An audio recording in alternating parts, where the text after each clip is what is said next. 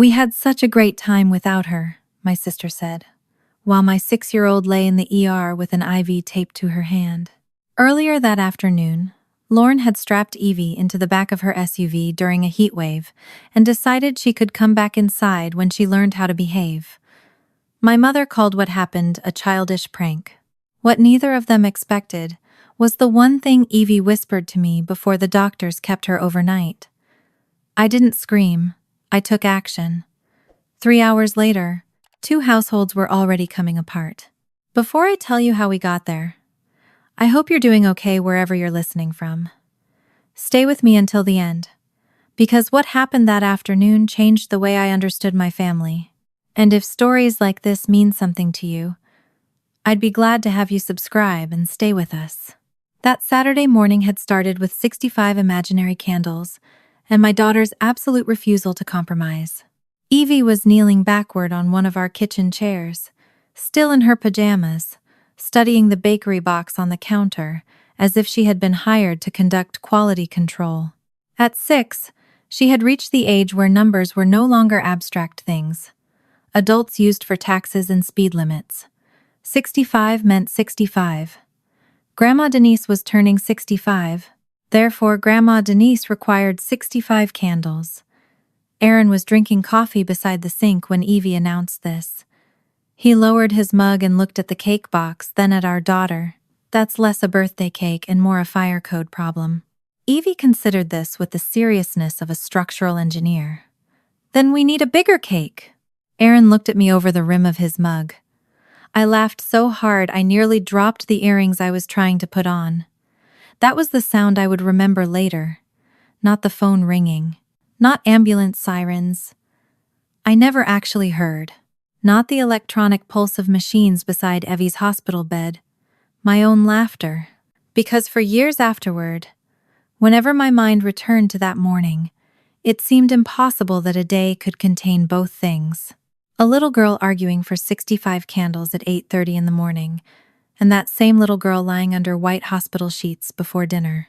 Outside our kitchen window, Flagstaff was already brighter than usual. Early July normally gave us warm afternoons and cooler mountain mornings, but a stubborn heat wave had settled over northern Arizona. The forecast called for 94 degrees, the kind of temperature that made locals complain, because we had chosen 7,000 feet of elevation precisely to avoid pretending we lived in Phoenix. I was supposed to be at my mother's birthday lunch by 11:30. At 7:15, the production supervisor at the commercial printing company where I worked had called to tell me one of our weekend jobs was sliding toward disaster. A mechanical problem had stopped part of a rush run, and by the time the issue itself was fixed, the schedule behind it had become the real emergency. I managed operations. That meant I was the person people called when 5 smaller problems had already combined into one expensive problem nobody wanted to put in an email. I told myself I would be gone 2 hours. Aaron had already been placed on municipal emergency rotation that weekend. He worked as a building inspector, and just after breakfast, he got called to an apartment complex where part of an exterior stair landing had been damaged overnight. Neither of us was pleased about missing the beginning of Mom's lunch, but neither situation was something we could simply decide did not matter. Lauren solved the childcare problem before I had fully formed it. She was already taking Mason and Willa to the hotel where Mom had booked a private section of the restaurant, and she offered to pick Evie up on the way. Evie adored her cousins. My mother would be there. My father was coming later after a medical appointment. Lauren was my sister. At the time, those facts arranged themselves in my head under one word: safe. Lauren pulled into our driveway a little after 9 in a dark blue 3-row SUV that always looked cleaner than any vehicle carrying 2 children had a right to look. Mason waved from the middle row. Willa was behind him, occupied with something pink and plastic I could not identify from the porch. Evie ran back inside because she had forgotten the birthday card she made for Mom, then ran back out because she had forgotten the stuffed rabbit she had suddenly decided also needed to attend. By the time Aaron came outside, she was climbing into the rear passenger seat with the rabbit tucked under one arm. She was small for 6, and still rode in a forward-facing harnessed booster. Aaron leaned into the SUV to adjust the straps after Lauren mentioned Willa had moved the seat slightly the week before. Evie sighed loudly enough for all of us to understand what a terrible indignity childhood safety had become. "I'm not a baby." Aaron tightened the harness anyway. Lauren told him the child locks were already on in back, because Willa had gone through a phase of pressing every button she could reach. The rear windows were locked from the driver controls for the same reason. It was the sort of thing parents mentioned to one another without giving it any importance. Aaron checked the seat, tugged the straps once more, and shut the door. Nothing about that moment felt like a warning. If anything, it reassured me. I had watched my husband secure our daughter into a vehicle driven by her aunt, surrounded by her cousins, headed to lunch with her grandmother. There are choices that look reckless only after something terrible happens. This did not look reckless even then. It looked like the ordinary machinery of family life. I tapped the glass. Evie immediately made a face at me. Then I pointed at my phone. That was another ritual. Aaron and I had taught her our phone numbers long before she could reliably remember which shoe went on which foot. We had turned the last digits into a ridiculous little rhyme involving bees, shoes, and someone falling in a swimming pool. It made almost no sense, which was apparently why Evie remembered it. I made her recite mine. She rolled her eyes with the theatrical suffering of a child burdened by incompetent parents, got every digit right, then asked exactly when I would arrive. "Before cake," I promised. Her expression brightened, but there had been something underneath the question that I missed. Aaron did not. After Lauren backed out and the SUV disappeared past the pines at the end of our street, he stayed beside me for a moment, instead of going inside for his keys. He said Evie seemed more interested in knowing when I would be there than in going with Lauren. I remember checking the time while he spoke. The printing plant was 20 minutes away. My mother had already sent me 2 messages about table decorations. My brain was stacking obligations faster than I could clear them. "She loves Mason and Willa," I said. "Lauren's strict. She's not dangerous." Aaron did not argue. That probably bothered me later more than if he had. He simply nodded, kissed my forehead, and went to get his work bag.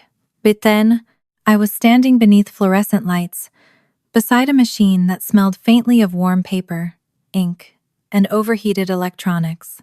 The production floor had the peculiar weekend quiet of a building designed for more people than were currently inside it.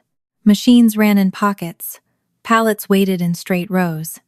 Someone had left a sports drink on my desk that definitely was not mine. For the next couple of hours, my world became schedules, quantities, delivery windows, and the soft panic of people calculating whether a client would notice that something had almost gone wrong. Lauren sent one update after they arrived. Nothing important. Everyone had made it. The kids were hungry, and Mom was apparently pretending not to care that people kept reminding her she was 65. I smiled when I read it. I put my phone face down beside my keyboard and went back to work. That small decision visited me for months afterward, not because I should have known. That distinction took me a long time to accept, but trauma has no respect for reasonable conclusions. It will take an ordinary action, putting a phone face down, missing a turn, leaving a room, and hold it under a bright light until it begins to resemble guilt. Shortly after 2:30, my phone vibrated against the desk. Unknown number. Arizona area code. I almost let it go to voicemail because I was speaking to one of our supervisors. Then something made me stop mid-sentence and pick it up. The woman on the other end identified herself quickly, but her title disappeared almost as soon as I heard it. What stayed was my daughter's name, Evie Hayes. Found alone in a vehicle. Conscious. Emergency medical services. Being transported. The words reached me individually, instead of as a sentence. I stood so abruptly, my chair rolled backward and struck the filing cabinet. The supervisor in front of my desk stopped talking. The woman told me a hotel maintenance employee had noticed movement behind the rear glass of an SUV in the parking structure and alerted security, who called 911. Evie had been found alone inside, suffering from heat illness. She was awake enough to give her full name and, after several tries, had recited my number while venue staff were locating Lauren inside the hotel. That stupid little rhyme, bees and shoes and a swimming pool. My fingers closed around the edge of the desk until the laminate pressed into my skin. Is she going to be okay? It was the only question I remember asking directly. The answer was careful. She was conscious. She was being cooled. The hospital would evaluate the severity. I needed to meet them there. I was already moving before the call ended. I sent my supervisor one sentence telling him I was leaving because my daughter was being taken to the hospital. I called Aaron on the way to the parking lot and gave him the few facts I had. He was still across town at the apartment complex and said he would get away as soon as he could safely hand off what he was doing. Neither of us asked the obvious question aloud. Where was Lauren? I drove with both hands locked on the wheel. Flagstaff traffic was hardly city traffic, but every red light seemed designed personally to keep me from my child. The sky was brutally blue. Tourists walked along the sidewalks in shorts and hats, carrying cold drinks, moving through a Saturday that had not changed for them. At one intersection, I noticed my air conditioning blowing hard against the inside of my wrists. That was when the meaning of vehicle and heat connected in my head. My stomach folded in on itself. I had to pull air through my nose and count until the light changed. At the emergency department, someone took me through the doors almost as soon as I gave Evie's name. The smell hit first.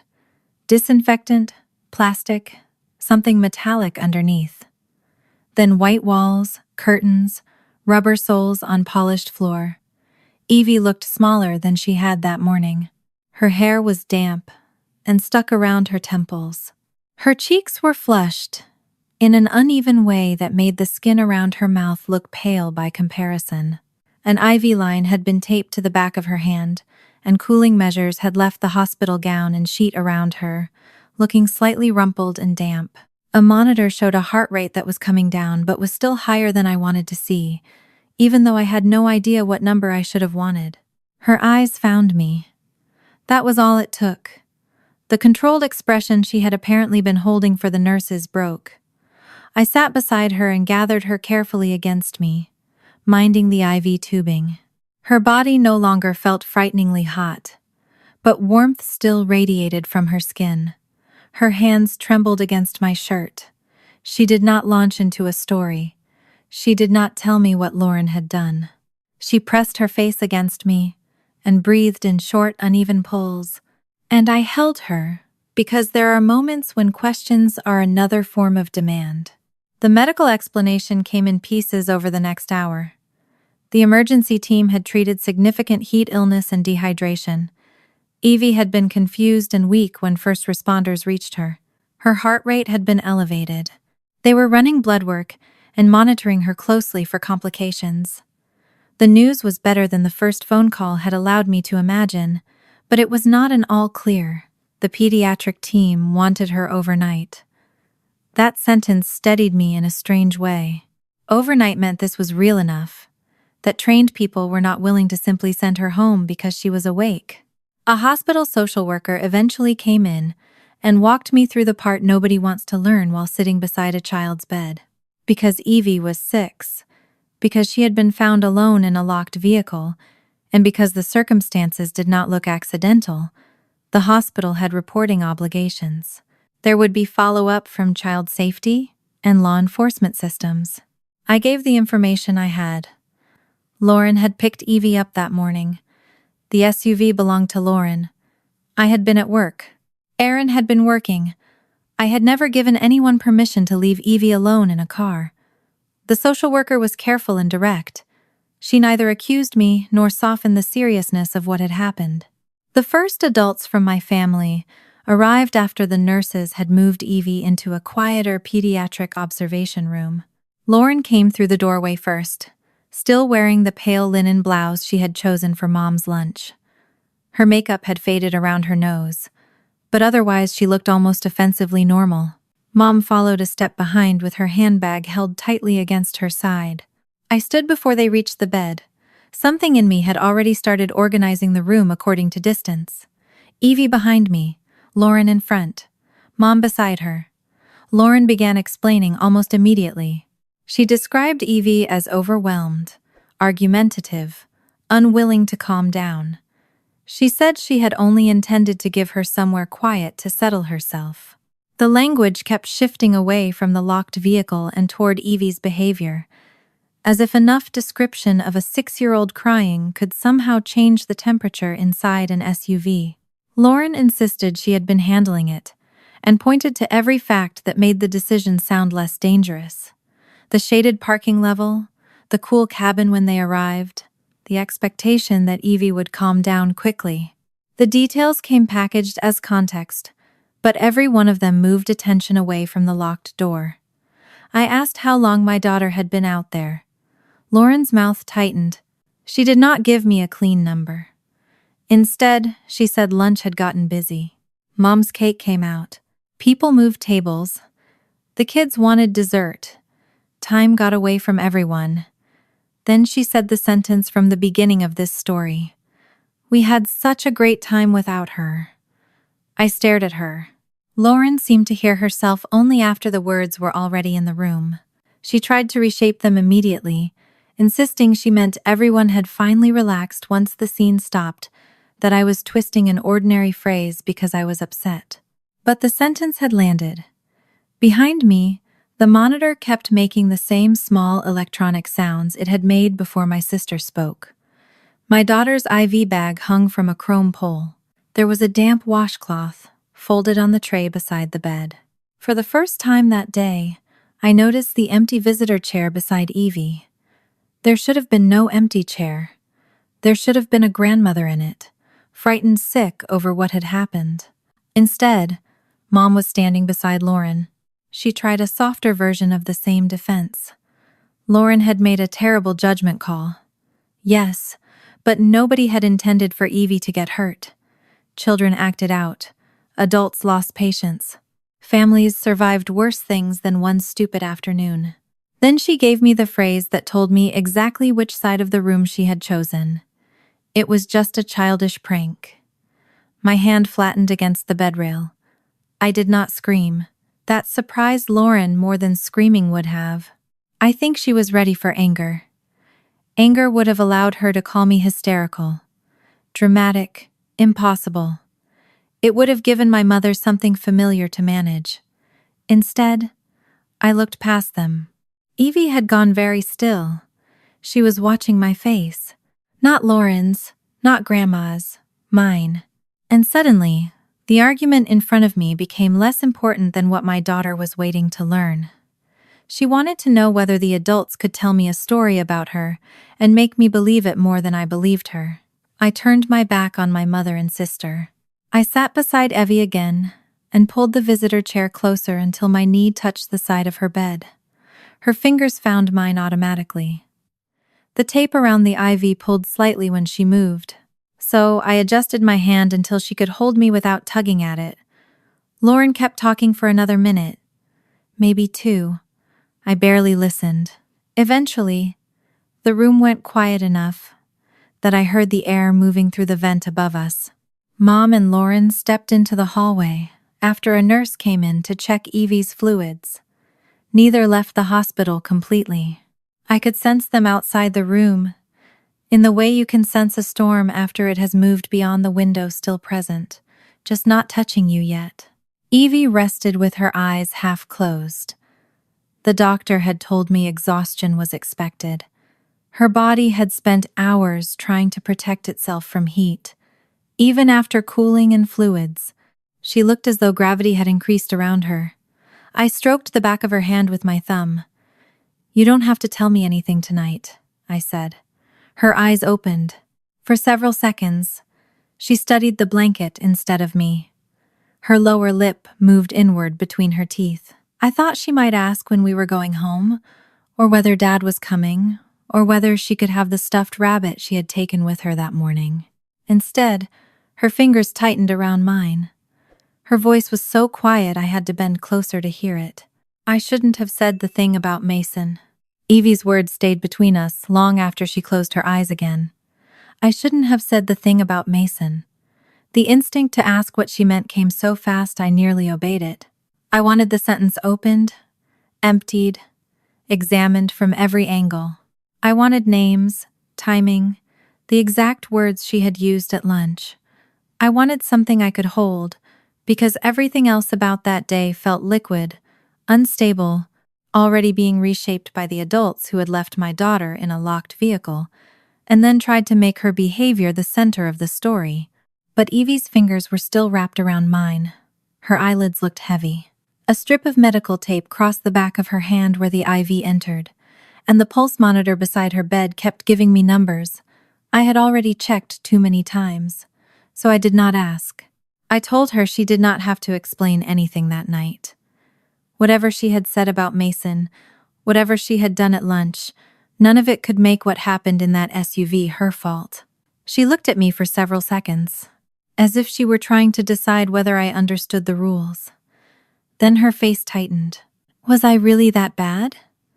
There are questions a parent answers with words, and there are questions that split something open before the answer even arrives. I leaned closer and tucked a loose strand of damp hair behind her ear. My first impulse was to say no, too quickly, to flood the space with reassurance until there was no room left for what she believed. But 6-year-olds know when adults are trying to erase something because it hurts to hear. I told her she had not done anything that could make it okay to leave her somewhere unsafe. She might have cried. She might have been rude. She might have interrupted. She might have made an adult angry.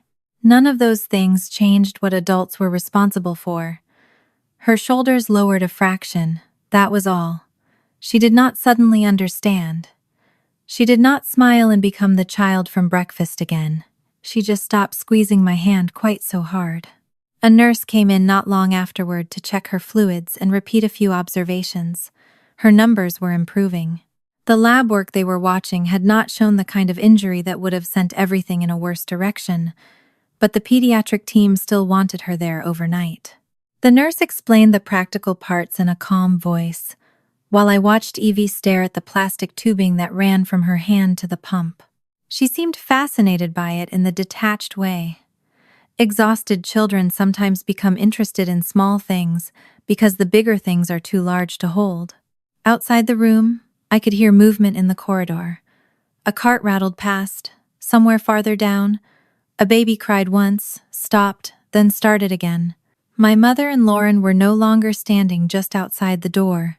A nurse had asked them to give Evie quiet, and they had moved to the waiting area. I was grateful for the wall between us. I was not ready to look at Lauren again, not because I was afraid I would scream, because I was beginning to understand that screaming would be easy. Listening carefully was harder. Aaron arrived close to an hour after I did. He had clearly left work, the instant someone else could take responsibility for the damaged stairwell. His shirt still had a faint stripe of pale construction dust across one shoulder, and he was carrying his work bag as if he had forgotten it was still in his hand. He stopped in the doorway when he saw Evie. Whatever he had been preparing himself for, on the drive, disappeared from his face. He moved to the bed without asking me anything, rested one hand gently against the side of Evie's head, and bent until she could see him without lifting her neck. She reached for him with the hand that did not have the IV.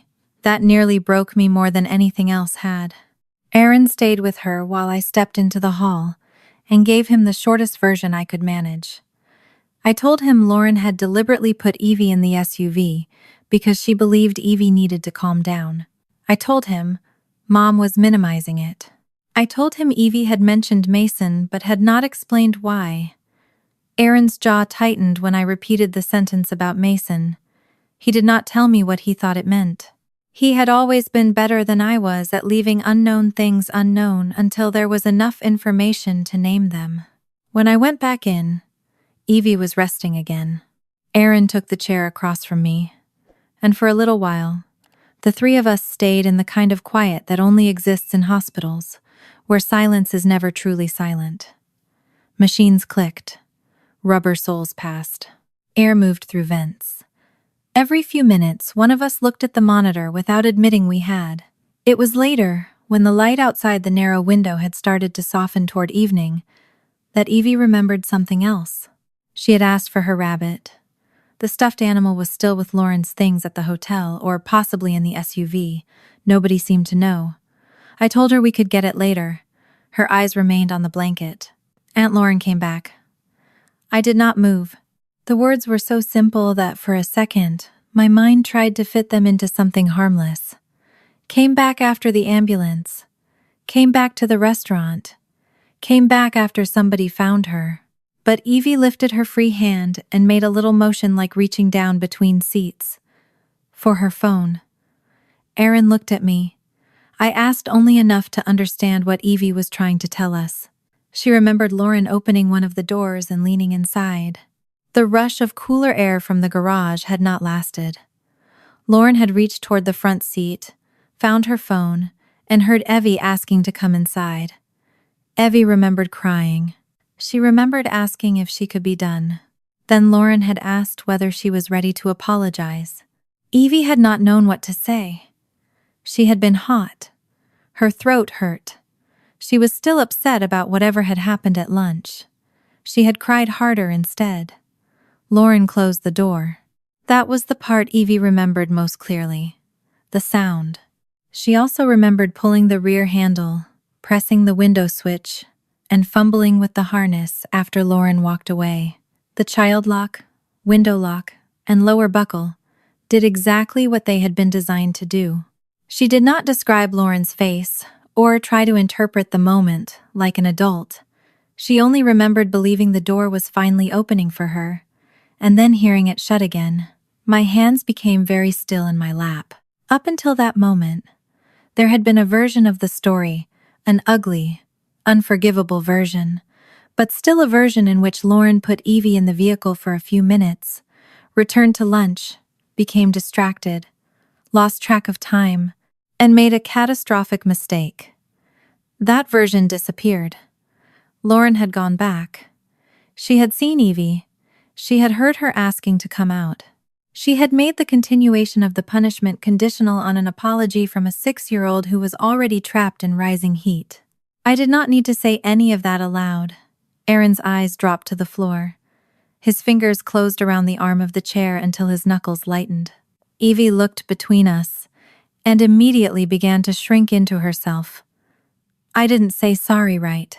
That sentence told me everything about what she thought the problem had been.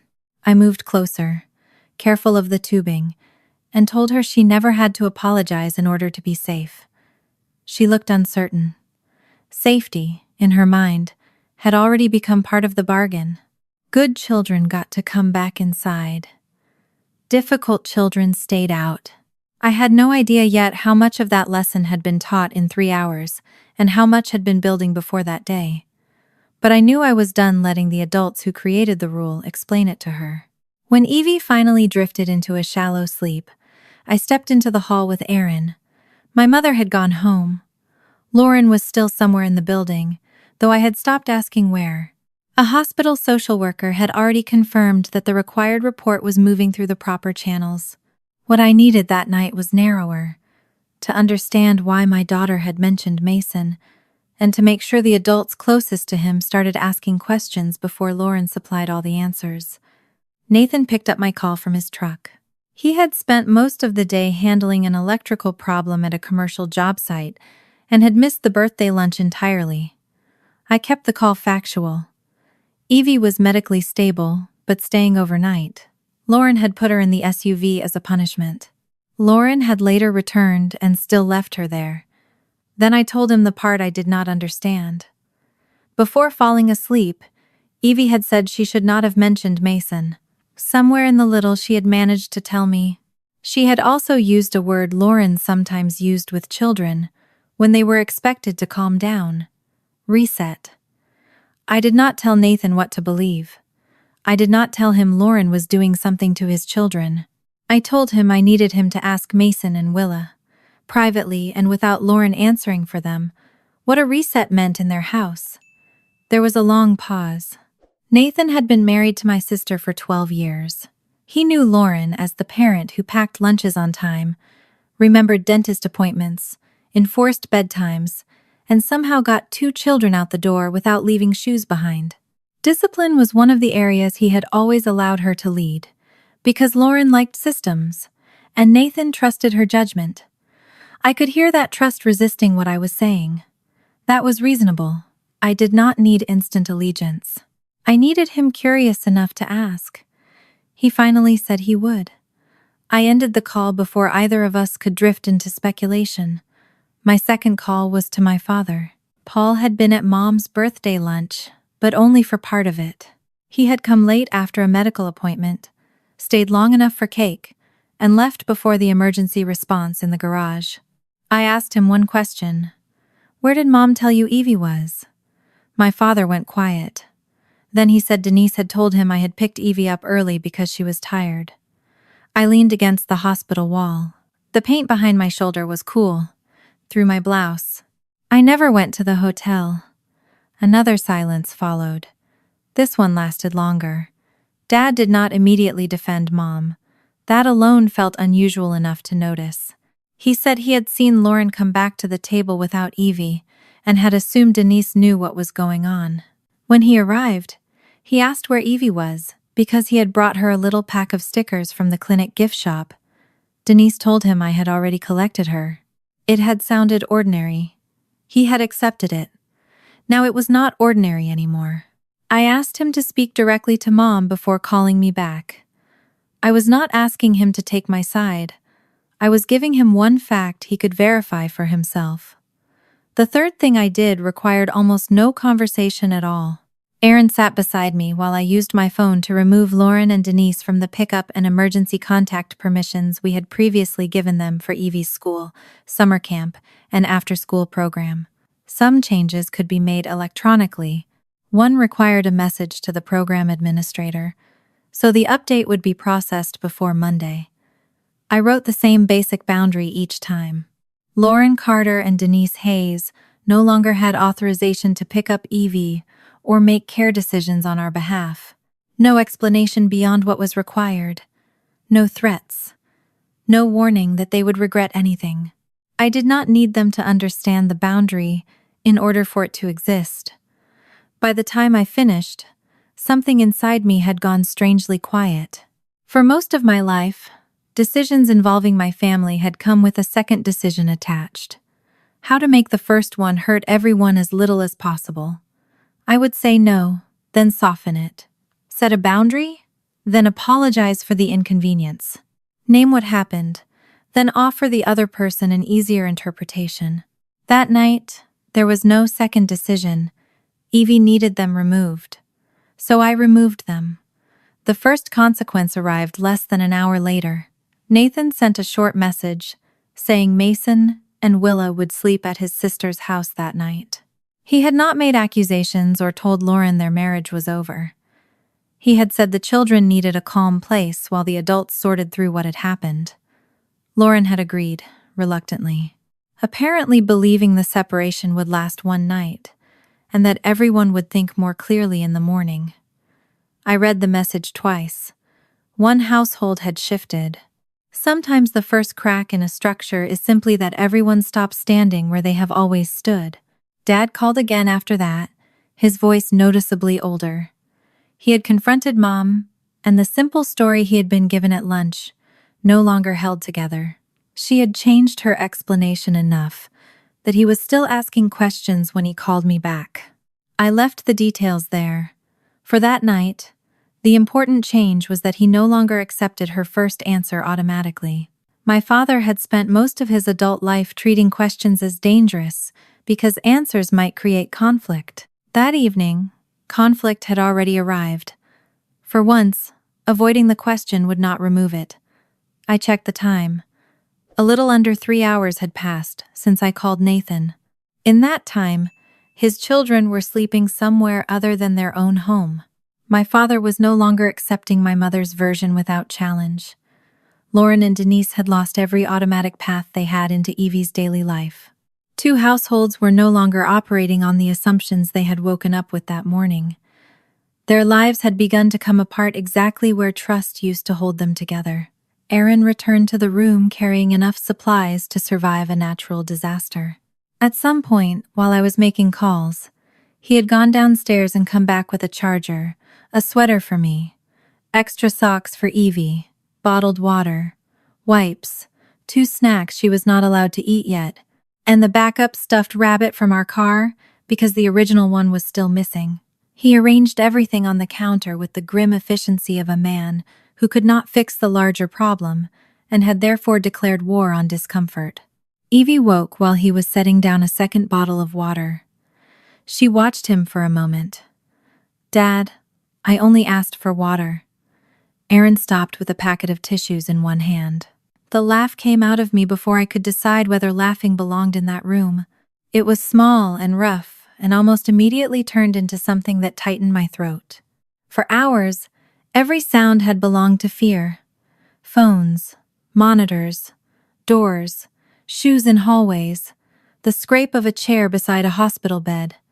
For a few seconds, my daughter had sounded like herself.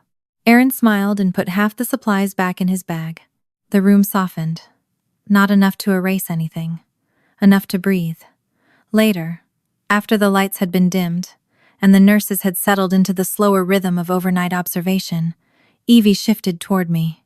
Aaron had gone to find coffee. I was sitting beside the bed with one hand resting near hers, not touching unless she reached first. She had been quiet for a long time. Then she asked if Mason was going to be in trouble because of her.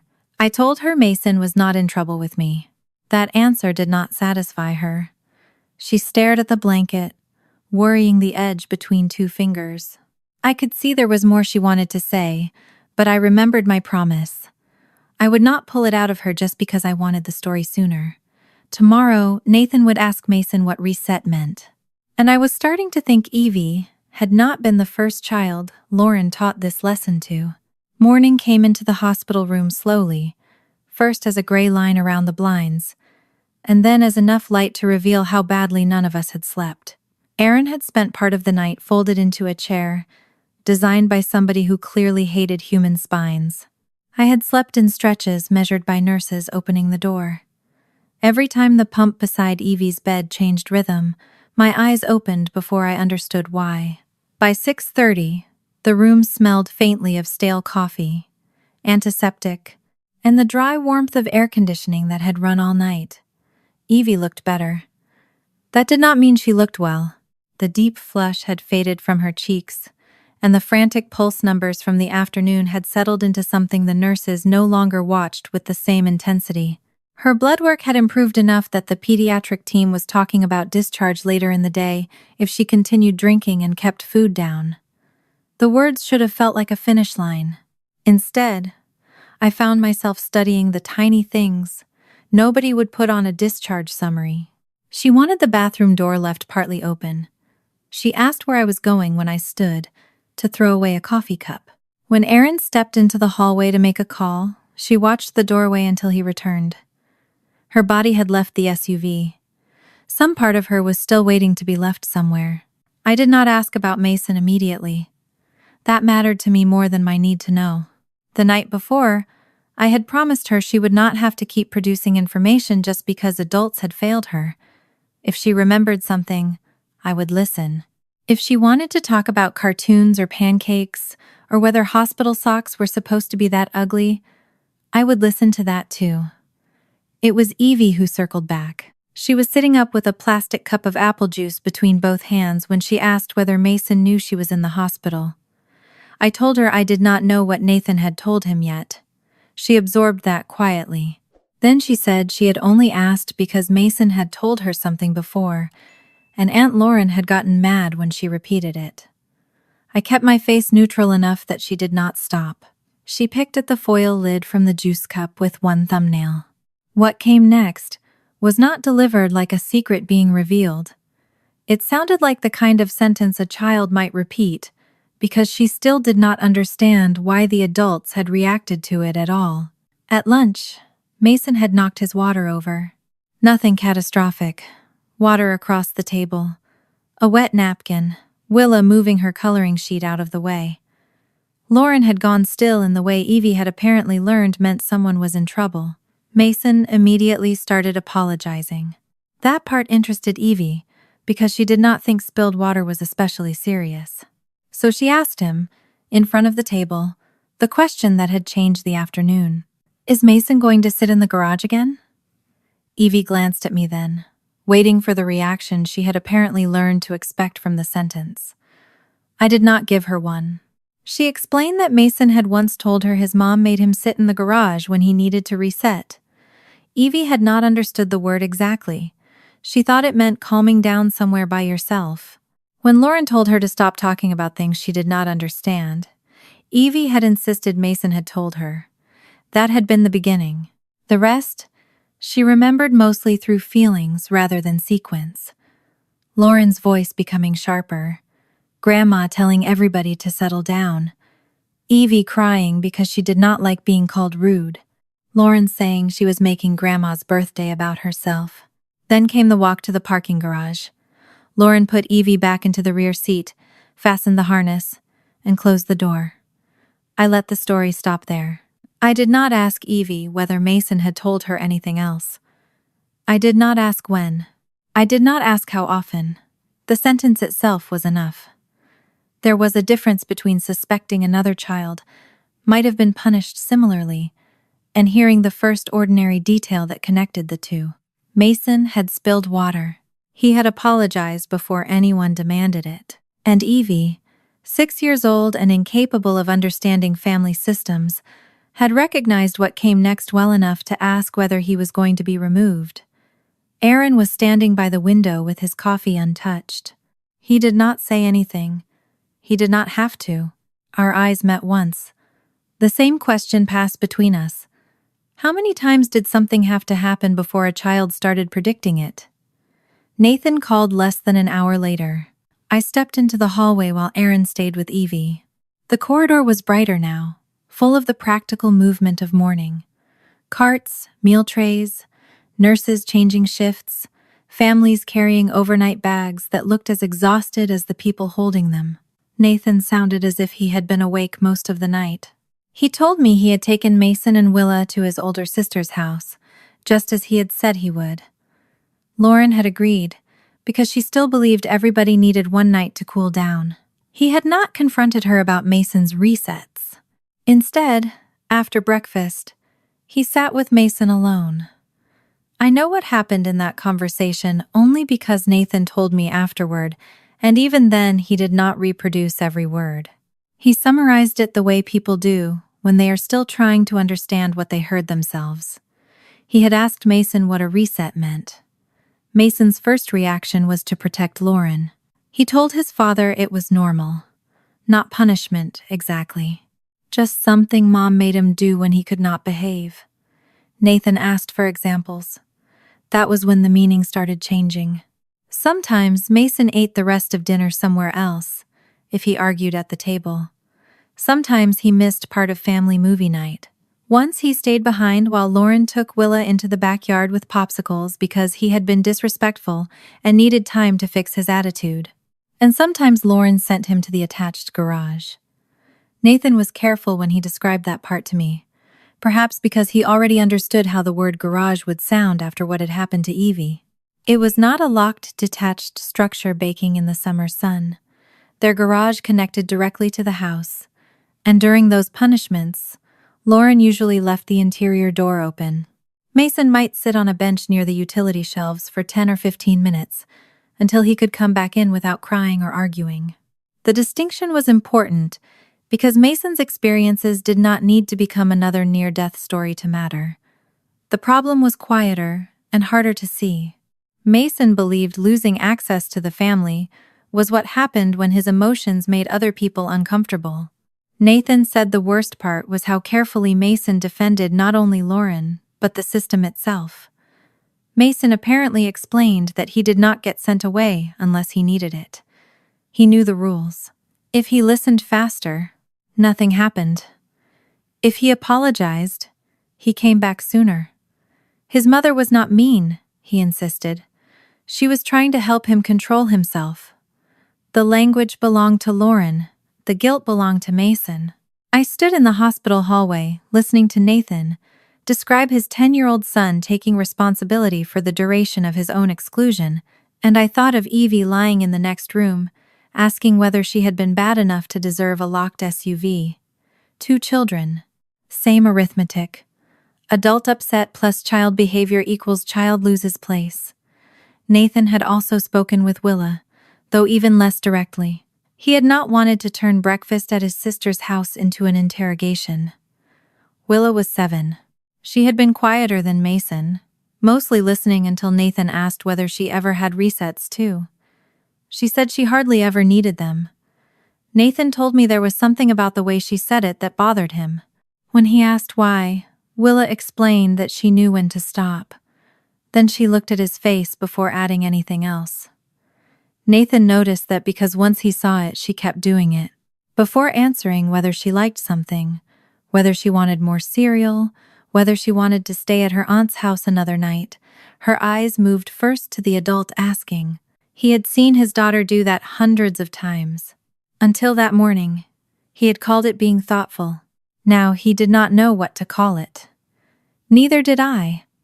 A child who is loud enough to be punished is easy to notice. A child who learns never to require punishment can disappear in a completely different way. Nathan did not suddenly tell me he believed Lauren had abused their children for years. He was not ready to put a label that large over everything he knew about his wife.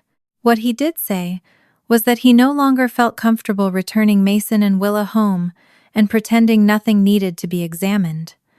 That was enough movement for one morning. He had already contacted a family law attorney to understand what he could do legally, what needed to be documented, and how to protect the children while the child safety response unfolded. The advice was to give the temporary arrangement proper structure instead of letting it drift on informal agreement alone. I was relieved Nathan was choosing a process, rather than simply becoming the next adult who decided everything by force of certainty. While Nathan was dealing with that, the system the hospital had set in motion the previous afternoon had already begun moving. A child safety worker contacted me before Evie was discharged. The worker confirmed the basic information, explained that an initial safety response had begun, and said the concerns involving Mason and Willa could be assessed separately. I answered what I knew and left the questions. I could not answer to the people responsible for asking them. For once, my job felt narrower than understanding every person's version. Mine was Evie. That became clearer when the discharge nurse removed her IV. Evie watched the tape come away from her hand with intense concentration. A faint rectangular mark remained on her skin. She rubbed it twice, then stopped when the nurse reminded her it might be tender. The pediatrician reviewed what we needed to watch for over the next day or two: hydration, unusual fatigue, vomiting, confusion. Anything that suggested her recovery was moving backward. Physically, the expectation was good. Emotionally, nobody offered a deadline. The hospital team recommended follow-up with Evie's pediatrician and gave us resources for child trauma support. By the time we were gathering our things, I had already left a message with the pediatric office asking for a referral. I did not want to wait until fear became personality. That thought frightened me more than I wanted to admit. There had been a version of my childhood where being easy had looked like maturity. Adults praised me for not making trouble. Teachers called me adaptable. My parents told people I was the child they never had to worry about. It had taken me decades to notice how much of that strength consisted of scanning rooms for the fastest way to make everybody comfortable.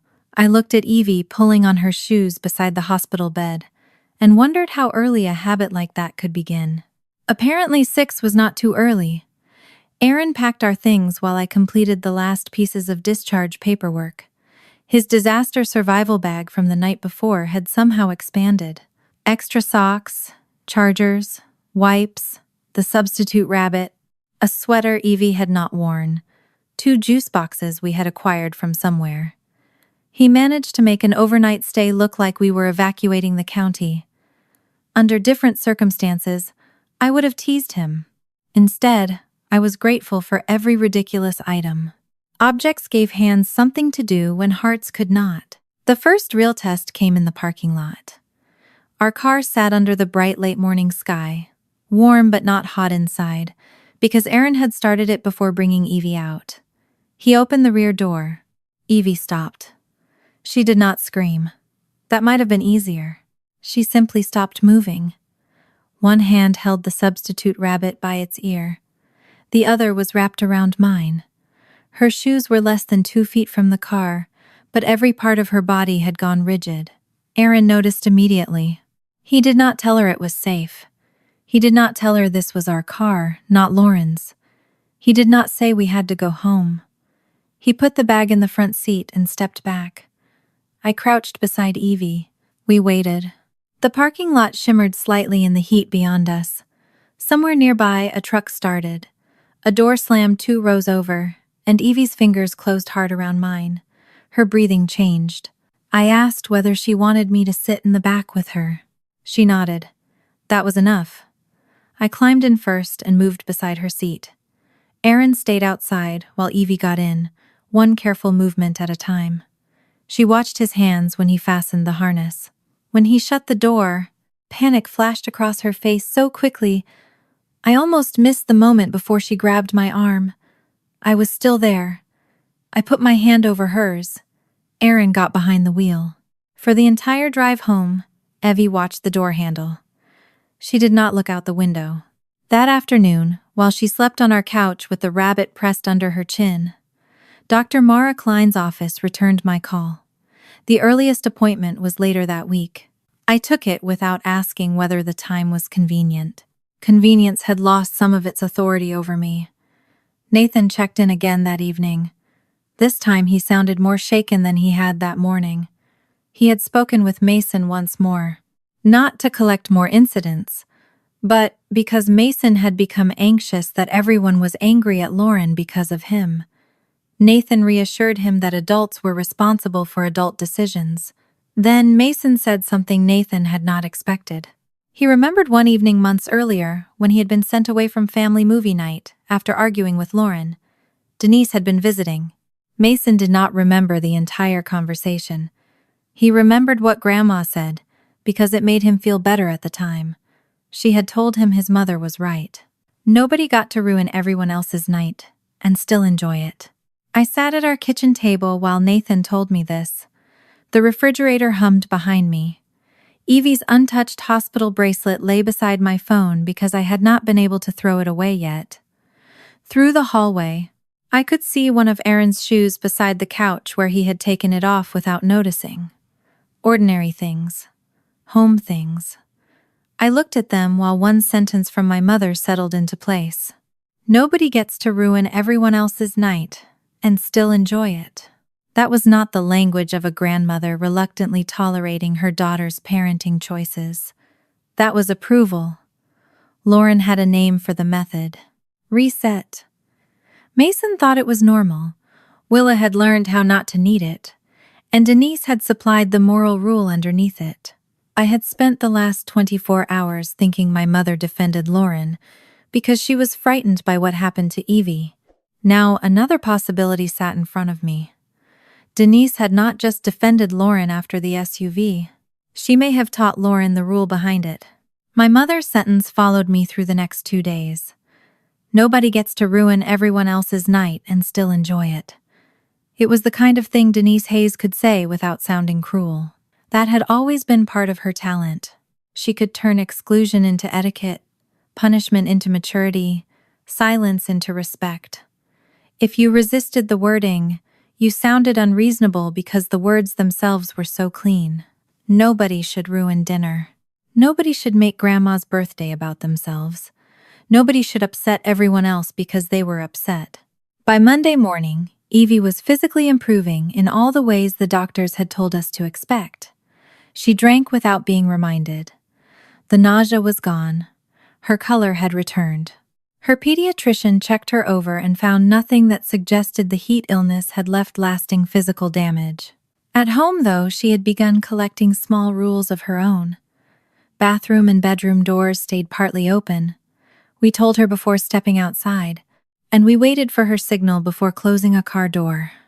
She never announced these as rules.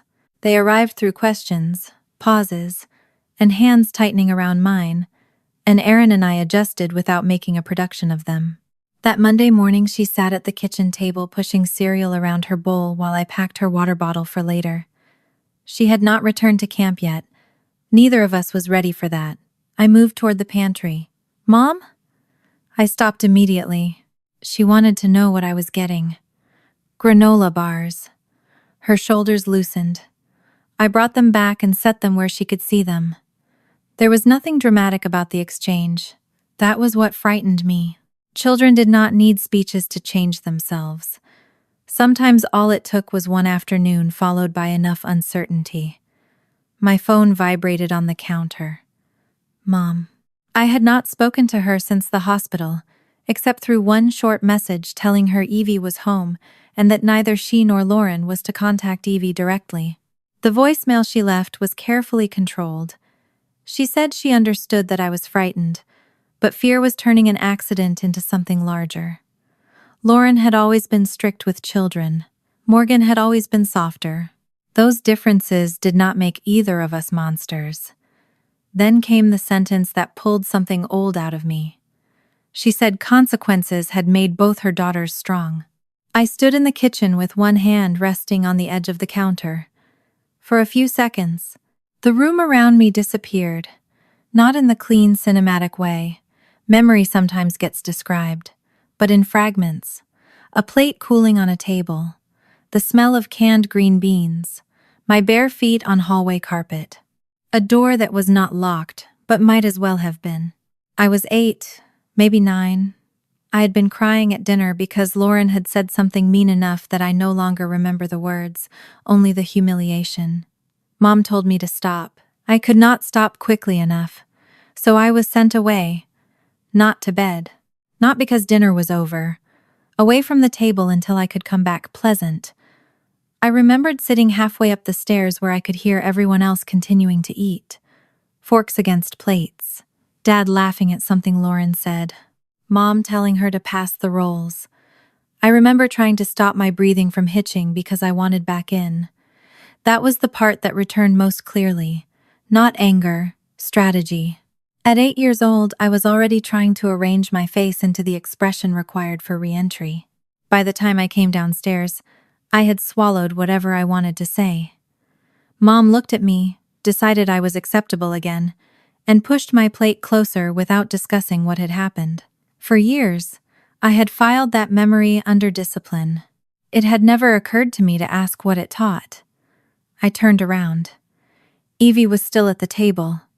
She had stopped eating and was watching me.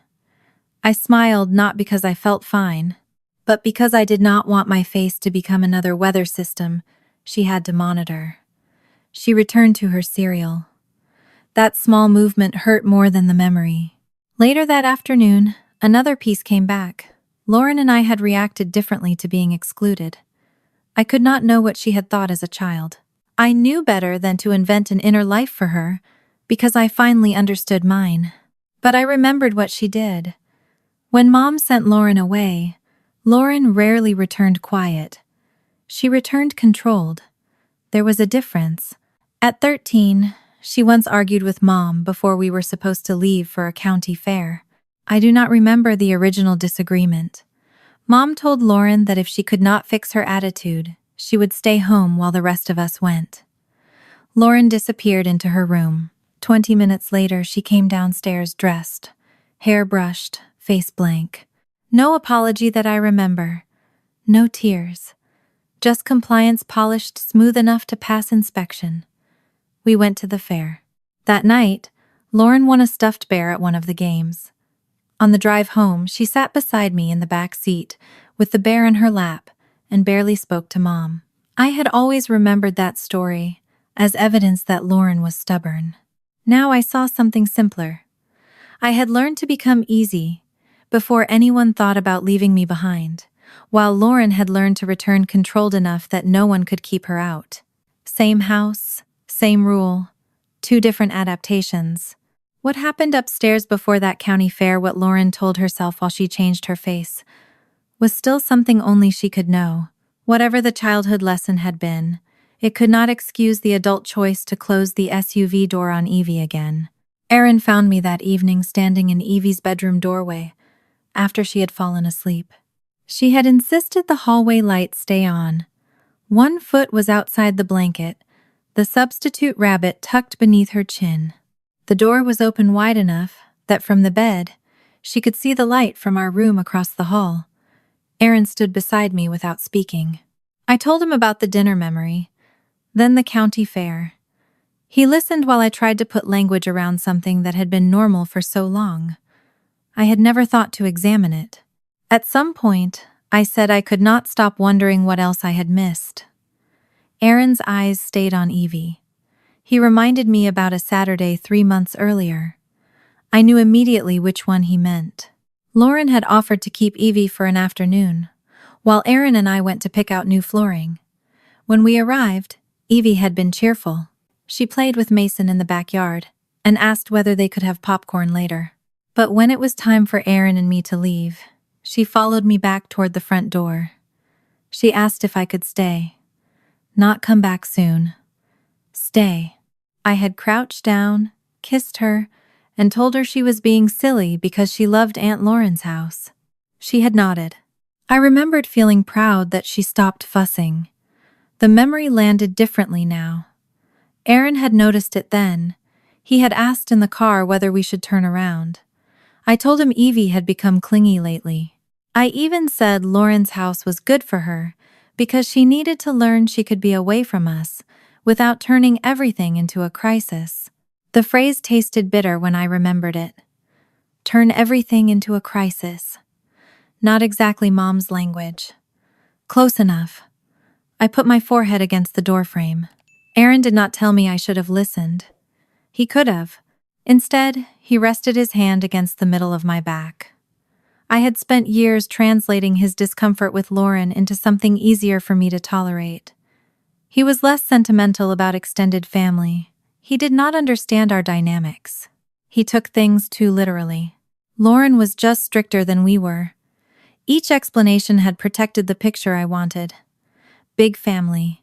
Cousins growing up together. Grandparents involved.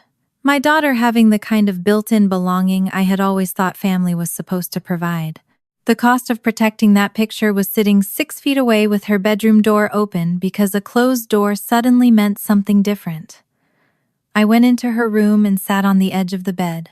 Evie stirred but did not fully wake. The next morning, I asked her something I should have asked months earlier. I told her there might be times when adults did not like the way she behaved. She could be rude. She could interrupt. She could make a mess. Or refuse to listen. Those things could have consequences. Then I told her there was one thing adults did not get to turn into a consequence. Safety. She looked at me with a spoon halfway to her mouth. I explained it as simply as I could. If she ever felt unsafe with an adult, even somebody we loved, she was allowed to tell me. She did not have to protect my feelings.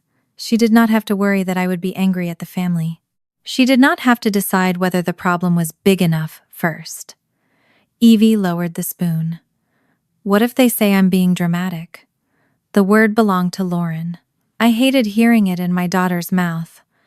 I told her she could still tell me. She thought about that, then nodded once. No emotional speech, no promise that she trusted me completely again. She took another bite of cereal. That was enough for that morning. Dr. Mara Klein saw us later that week. Her office did not look the way I had pictured a child therapist's office. I had expected bright primary colors and shelves full of therapeutic-looking toys. Instead, it felt deliberately ordinary. Soft lamps, books, a basket of animals, drawing supplies, a small table with chairs sized for children, and 2 adult chairs against the wall. Evie chose a fox from the basket. For the first part of the appointment, Mara mostly watched. She did not ask Evie to describe the SUV. She did not ask her to identify who was wrong. She let her draw. When Evie became absorbed in coloring the fox an impossible shade of purple, Mara spoke quietly with Aaron and me. Most of what she said was practical.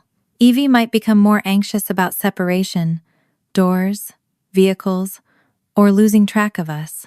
She might become more compliant, rather than more visibly distressed. Children sometimes tried to prevent another frightening event by controlling their own behavior, apologizing quickly, hiding needs, watching adults for danger.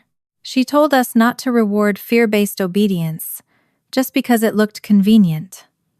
That sentence stayed with me. Convenient children were easy to praise. I knew that better than anyone.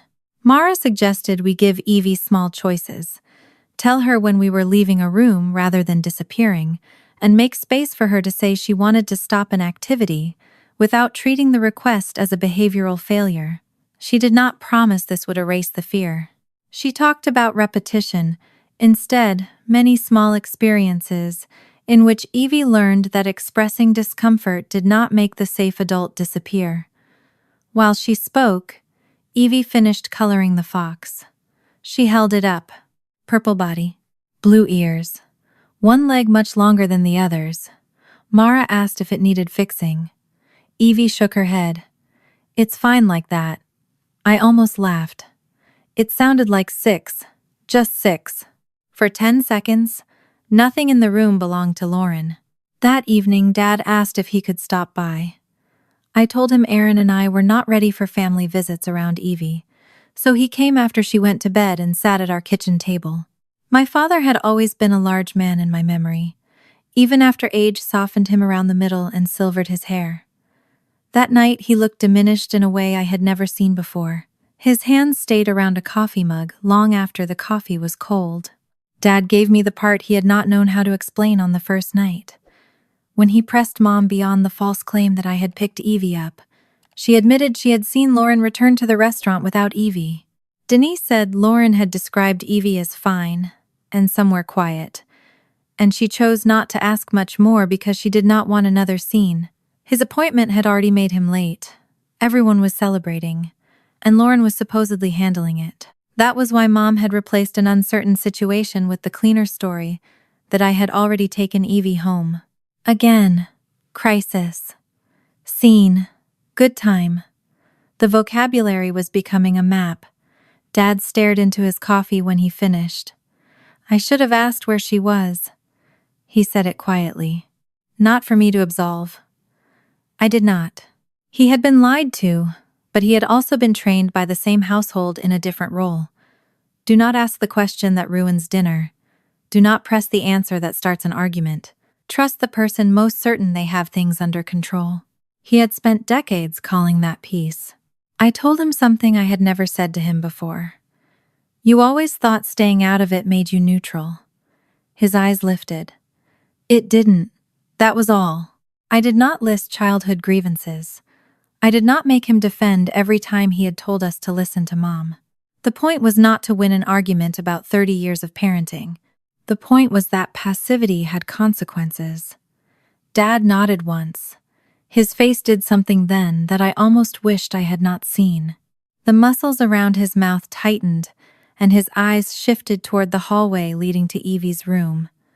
He had brought her stickers to lunch. He had asked where she was. Then he had accepted the first answer, because accepting answers was easier than questioning Denise. For years, that had been enough. Not anymore. Before he left, Dad asked what he could do. I told him to respect the boundary, wait until we were ready before asking to see Evie, stop carrying messages from Mom, and stop softening what had happened when people asked. He agreed. Agreement did not restore anything by itself. Trust was no longer a switch in my family. It was going to have to behave more like a muscle, used consistently, tested over time. That night, Aaron and I sat in bed with the door open because Evie wanted to see the hallway light from her room. I listened to the sounds of our house settling, the air conditioner clicking off, pipes shifting, a car passing outside. Once, Evie called my name. I answered without getting up. I'm here. She did not need anything else. The simplicity of it stayed with me. I'm here. Not behave first. Not calm down first. Not apologize, and then I'll come back. Just here. My phone began vibrating on the nightstand. Mom. I let it ring twice before answering. She skipped every attempt at normal conversation. There was no soft greeting, no question about Evie, no apology. Her voice carried something I had rarely heard from Denise Hayes. Fear. What exactly has your father told you? My mother's question hung in the dark bedroom while Aaron lay beside me, awake now, listening without pretending not to. What exactly has your father told you? There was a time when that tone would have made me hurry to reassure her. I would have explained what Dad said, clarified what I believed, softened anything that sounded like accusation, and tried to make sure she did not go to sleep feeling attacked. That reflex was still there.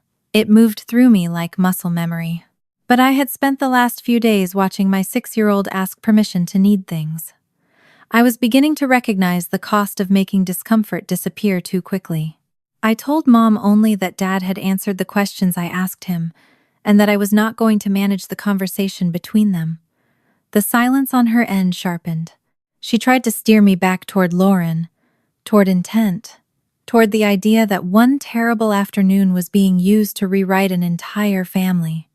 I let her talk long enough to hear the pattern underneath the words. She was not asking what Evie remembered. She was not asking what Mason had said. She wanted to know which parts of the family story were no longer under her control. I did not give them back. When I ended the call, Aaron reached over and turned my phone face down on the nightstand. For once, the gesture did not feel like avoidance. It felt like permission to sleep. The next week arrived through appointments, forms, calls behind closed doors, and children learning where to put their shoes in an unfamiliar house. Nathan moved faster, legally than I expected, but not recklessly. By the second day after speaking with Mason and Willa, he had met with a family law attorney and begun the proper steps to create a temporary arrangement rather than relying on Lauren's reluctant agreement forever. He was still careful with his language when he updated me. He did not claim sole ownership of the truth. He said only that, until the questions were answered, he could not responsibly send the children back into the same routine and hope his uneasiness passed. Lauren interpreted that caution as betrayal. She did not call me immediately. For several days she communicated through short messages that sounded almost professional. She accused me of taking one bad decision and turning it into a theory about her entire parenting history. She said Nathan was frightened because I had given him a version of events stripped of context. She said children repeated things badly, and adults were supposed to understand nuance. I noticed what she never wrote. She never denied returning to the SUV. She never denied asking Evie for an apology. Instead, she kept moving the center of gravity back toward interpretation. What did reset really mean? How long was a few minutes? What did Mason think had happened? Was Willa truly afraid, or simply well-behaved? The questions were not entirely illegitimate. Context did matter. But context had become Lauren's hiding place. One afternoon, she finally called while I was folding laundry at the kitchen table because Evie did not yet like me disappearing into the utility room for too long. I almost let it ring out. Then, I answered, because there was one thing I was still trying to understand. Lauren spoke for several minutes before giving me anything new. She said Nathan had become impossible to reason with. She blamed the child safety process for making normal family discipline sound sinister. She said I had always resented that her children followed rules more easily than Evie did. The old comparison would once have hooked me. I would have defended Evie, then defended my parenting, then somehow spent 20 minutes arguing about which sister was more responsible. This time, I watched Evie at the far end of the table, drawing circles around the edges of a paper plate. I told Lauren that, whether she believed Mason's punishment was normal, was no longer the question I was discussing with her. My daughter had been found trapped in a heated vehicle. Everything else came after that. Lauren went quiet for half a second. then said I was using Evie's fear to poison Nathan against her. I looked at the clean stack of towels in front of me. There was no point explaining that Nathan had his own eyes, his own children, his own responsibilities.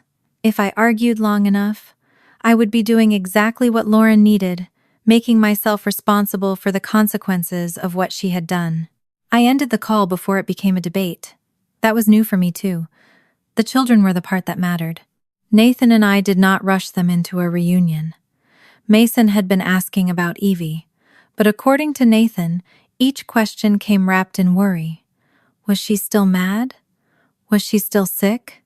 Did she know he was sorry? Evie kept asking whether Mason was in trouble because of her. The symmetry of it was almost unbearable. Neither child was focused first on what Lauren had done. They were focused on whether they had caused it. Dr. Mara Klein advised us not to stage a dramatic reconciliation where the children were required to process adult conflict for everyone's benefit. If they wanted to see each other, let them see each other. Let the visit contain snacks, boredom, drawing, ordinary child things. If something difficult emerged, we could respond. We did not need to make trauma the price of admission. So, on a warm Sunday afternoon, a little over a week after the hospital, Nathan brought Mason and Willa to our house. Aaron stayed. No Lauren, no Denise. No one announcing that this was an important healing moment. I had put out lemonade, crackers, grapes, and far too many napkins because apparently anxiety turned both Aaron and me into caterers. Evie hovered close to my hip when the door opened. Mason entered first. He looked different. Not physically. He was still the same lanky 10-year-old with hair that refused to lie flat on one side, but he came into our living room like he was trying not to take up more space than necessary. Evie looked at him. He looked at her. For several seconds, nothing happened. Then Willa spotted the box of markers on the coffee table and went straight for them. The normality saved all of us. Within 10 minutes, the children were sitting on the floor drawing. Nathan and Aaron talked quietly near the kitchen. Not about the case. I sat on the couch with a book open on my lap that I did not read. Mason drew with intense concentration. Evie watched him long enough to become curious. When he finally lifted the page, I could see something vaguely brown with 4 legs, a tail, and a head that seemed to have been added at the last possible second. Evie frowned. "It looks like a potato with legs." Mason stared at her, offended on behalf of his artwork. "It's a dog." Evie looked again. "A potato dog." Mason tried to argue, but she had already started laughing. Not politely. Not because an adult had told her this was a safe place to be happy. She laughed until she bent over the paper. Mason lasted another 3 seconds before laughing too. The sound loosened something in the room. Willa began adding green spots to the alleged dog, which Mason claimed was sabotage. Aaron looked at me from across the room and smiled. For a little while, nobody was watching the door. That mattered. The difficult part arrived later, quietly. Willa had gone with Nathan to wash marker from her hands. Aaron stepped outside to take a work call. Mason and Evie were still on the rug, sorting crayons by colors only they seemed to understand. Mason stopped drawing. His shoulders rose and stayed there. He told Evie he was sorry. The change in the room was immediate. Evie's smile faded. I did not interrupt. Mason stared at the crayon in his hand while he tried to explain. He had told Evie about resets months before. If he had kept his mouth shut, she would not have known about the garage. If she had not known, she would not have said anything at Grandma's lunch. Therefore, Aunt Lauren would not have gotten angry. Therefore, Evie would not have been put in the SUV. Children can build guilt with frighteningly simple mathematics. Mason had already solved the equation in a way that left Lauren almost entirely out of it. Evie answered before I could. She said it was not Mason's fault. Then, almost in the same breath, she made herself responsible instead. I shouldn't have told. Her voice was small. She looked toward me after she said it. Not because she wanted me to agree, because she needed to know whether I thought the same thing. I closed the book on my lap. Nathan had returned to the room. He had heard enough to understand what was happening. We exchanged a glance and, without planning it, handled our own children instead of turning the moment into a group lesson. Nathan sat down beside Mason. I moved to the floor near Evie.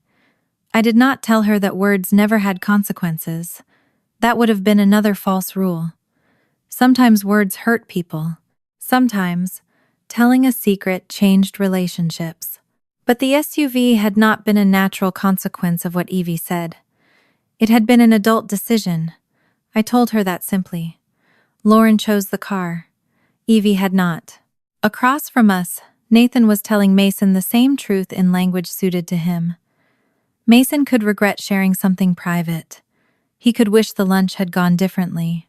None of that made him responsible for what his mother chose to do afterward. Mason's eyes filled. He turned his face away quickly. That reflex looked older than 10. Nathan did not force him to look back. The correction did not free either child from guilt on the spot. Evie nodded but went back to worrying the edge of the paper, and Mason asked no follow-up question.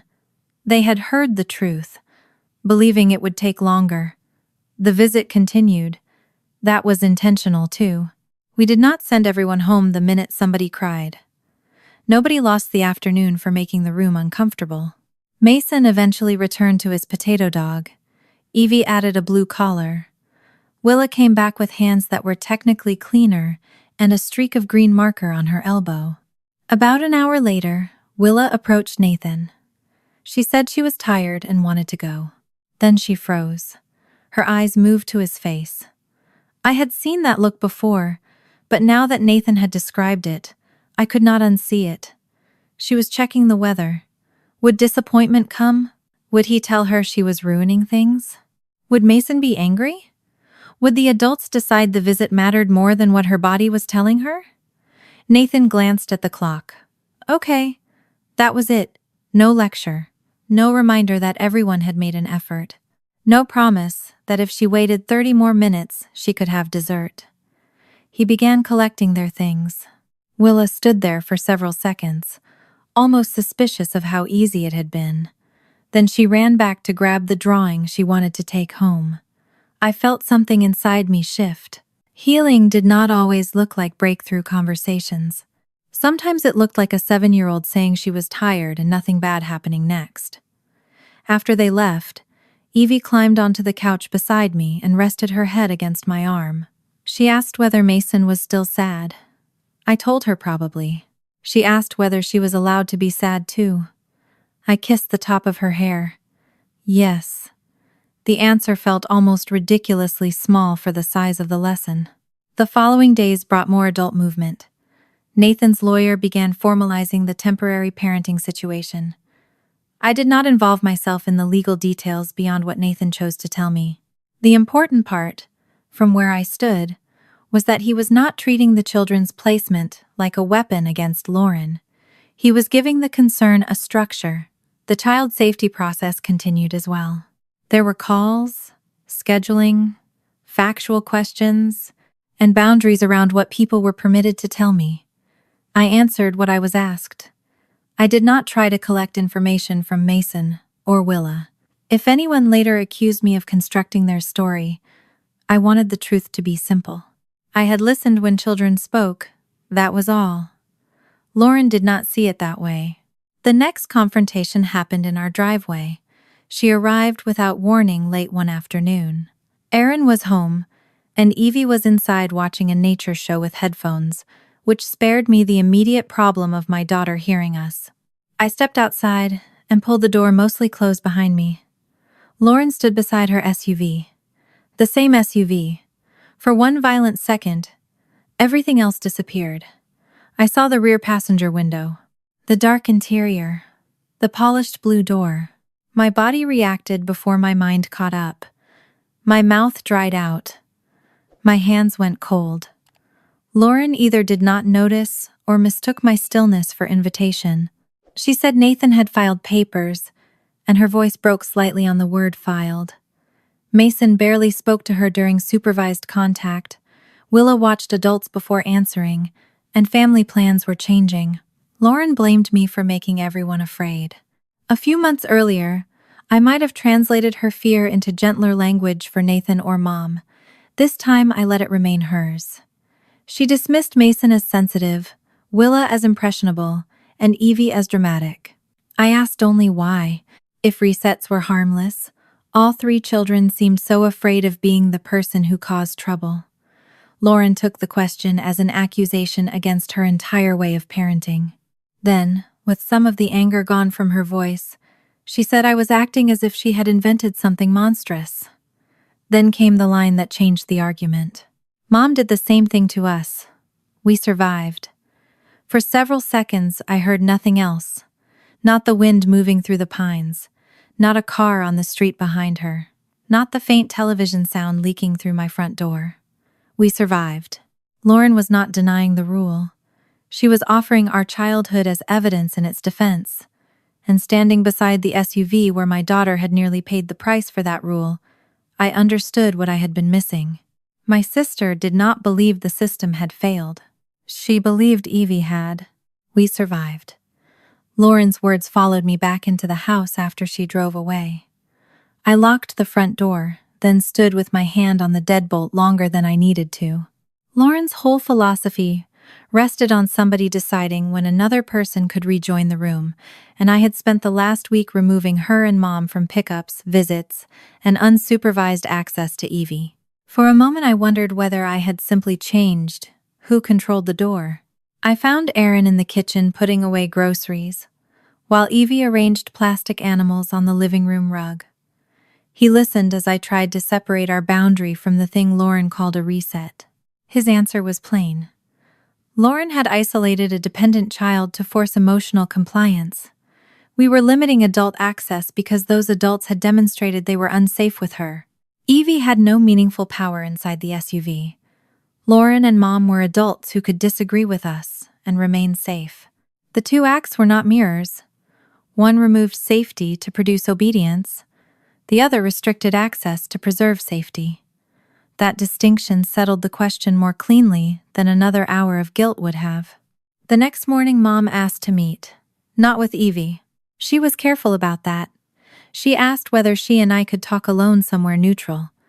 I almost refused. Then I thought about the question that had been bothering me since Lauren's driveway visit. Not the details of the SUV. Not how long. Not who knew what at which minute. The rule itself. I agreed to meet Mom at a coffee shop near downtown, while Aaron stayed home with Evie. I arrived first and chose a table near the window. The place smelled like roasted coffee and cinnamon, and the noon crowd created enough background noise to keep the conversation private without making it intimate. Mom came in wearing sunglasses, even though we were indoors. She had always cared about presentation. Hair done, lipstick precise, bag that matched her shoes. Even now, with her family splitting into competing versions of itself, Denise Hayes arrived looking like the woman who remembered birthdays and brought serving dishes people returned cleaner than they received them. She sat across from me. For several minutes, she tried to start with consequences. Dad was barely speaking to her. Nathan had taken the children. Lauren was being treated like a criminal before anything had been proven. People were changing childcare plans. The family was turning on itself. I let her say it. Then I asked the question I had come to ask. Did she really believe a child should lose access to meals, outings, family activities, or shared space until that child became pleasant enough to return? Mom's expression tightened. She immediately reached for age. Not the children's age. Hers. She said I was judging parenting from decades ago, using modern language people had not used then. Her generation had not called every uncomfortable consequence trauma. Children learned resilience. Parents were allowed authority.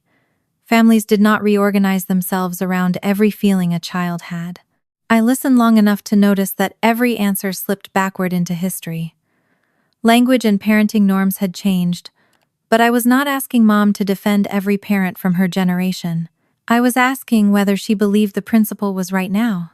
If Lauren had merely taken an old lesson too far, Mom could keep the problem contained to one parking garage. If the lesson itself was wrong, she would have to reconsider dinners, outings, and punishments in which one daughter disappeared until she could return pleasant. That was the part she resisted. She finally admitted Lauren had gone too far, then softened it by saying nobody could have predicted the outcome. I pictured Lauren reopening the SUV, seeing Evie crying, and closing the door again. Prediction had stopped being the issue by then. When I asked whether she had ever wondered why I became the daughter who never caused trouble, she looked genuinely confused. Teachers had called me easy. Relatives had praised my maturity. Mom had said I could adjust to anything. I told her being easy had not always meant being fine. Her answer was that Lauren had always been harder to manage. The old sorting system remained intact. One difficult daughter, one easy one. I did not need to dismantle it before leaving. I left the coffee shop without resolution. That was becoming easier too. For most of my life, unresolved tension felt like failure. If Mom was still angry when I walked away, I assumed there had been more I could say. Now, I was learning that sometimes another person remained angry because they disliked the answer. That did not mean the conversation was incomplete. Dad called that evening and admitted he remembered some punishments feeling too harsh, yet he had usually stayed out of them because challenging Mom seemed likely to create a bigger fight. From the back porch, watching the pines darken, I told him I believed he had wanted less conflict. Less conflict had not meant less harm. His silence had still left the person with more power unchallenged. He did not ask me to absolve that history. More important, he had kept respecting every boundary Aaron and I set. No pressure to see Evie. No messages from Mom. No campaign for premature forgiveness. That behavior mattered more to me than a perfect sentence about regret. Aaron was waiting for me in the kitchen when I came inside. The children's drawings from the cousin visit were still on the refrigerator. The potato dog had earned a place near the middle, held up by a magnet shaped like a taco. I told him about Mom. Then Dad. Then, finally, something I had been avoiding. I apologized. Not for the SUV. I knew better than to claim ownership of Lauren's choice. I apologized for the years before it. For every time Aaron noticed something about my family, and I translated his concern into criticism. For the afternoon, Evie asked me to stay at Lauren's, and I told myself she needed independence. For using the phrase, "that's just how they are," as though familiarity made behavior harmless, Aaron stood with one hand on the counter. He did not rush to rescue me from the discomfort. That was another reason I loved him. He let the apology exist. Then he said the one thing I needed more than absolution. I don't need to have been right. I need her to be safe. The sentence cut cleanly through all the useless arguments I had been rehearsing against myself. This was not about awarding Aaron points for better instincts. It was about what we did now. I crossed the kitchen and put my arms around him. He smelled faintly of sawdust from an inspection site and dish soap from cleaning up after dinner. Ordinary marriage smells. For the first time since the hospital, I let myself rest my full weight against another person, not because I needed him to hold the family together, because I was finally allowing my own household to become the family I protected first. Mara had given us homework of a sort. She wanted Evie to practice ordinary preferences, what cup she wanted, whether she wanted music, whether she was done with an activity without treating each choice like a test of obedience. On Saturday morning, Evie requested pancakes, changed to waffles, then decided toast sounded better. Aaron stopped between the waffle iron and the bread and looked at her with theatrical defeat. We may have overcorrected. I laughed, and Evie laughed, because he looked genuinely betrayed by breakfast. He made toast. The pancakes became lunch. Later that day, she said the grocery store parking lot felt too busy and asked to stay home with Aaron. We let her name the fear without turning it into a failure. Small inconveniences were becoming part of ordinary family life again. Lauren contacted me again 2 days later. This time, she did not come to the house. She sent a message asking me to call. I did not respond until Evie was asleep. Lauren's request was almost familiar enough to be comforting. She wanted me to explain to Nathan that Mason's stories sounded worse without context. The garage had been safe, the door open, the resets short. Willa merely shy around adults asking questions. She was not asking me to change a fact. She was asking me to reduce its weight.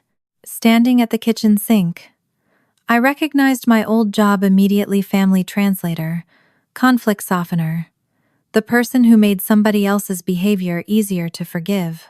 I told Lauren I would not explain her parenting to her husband.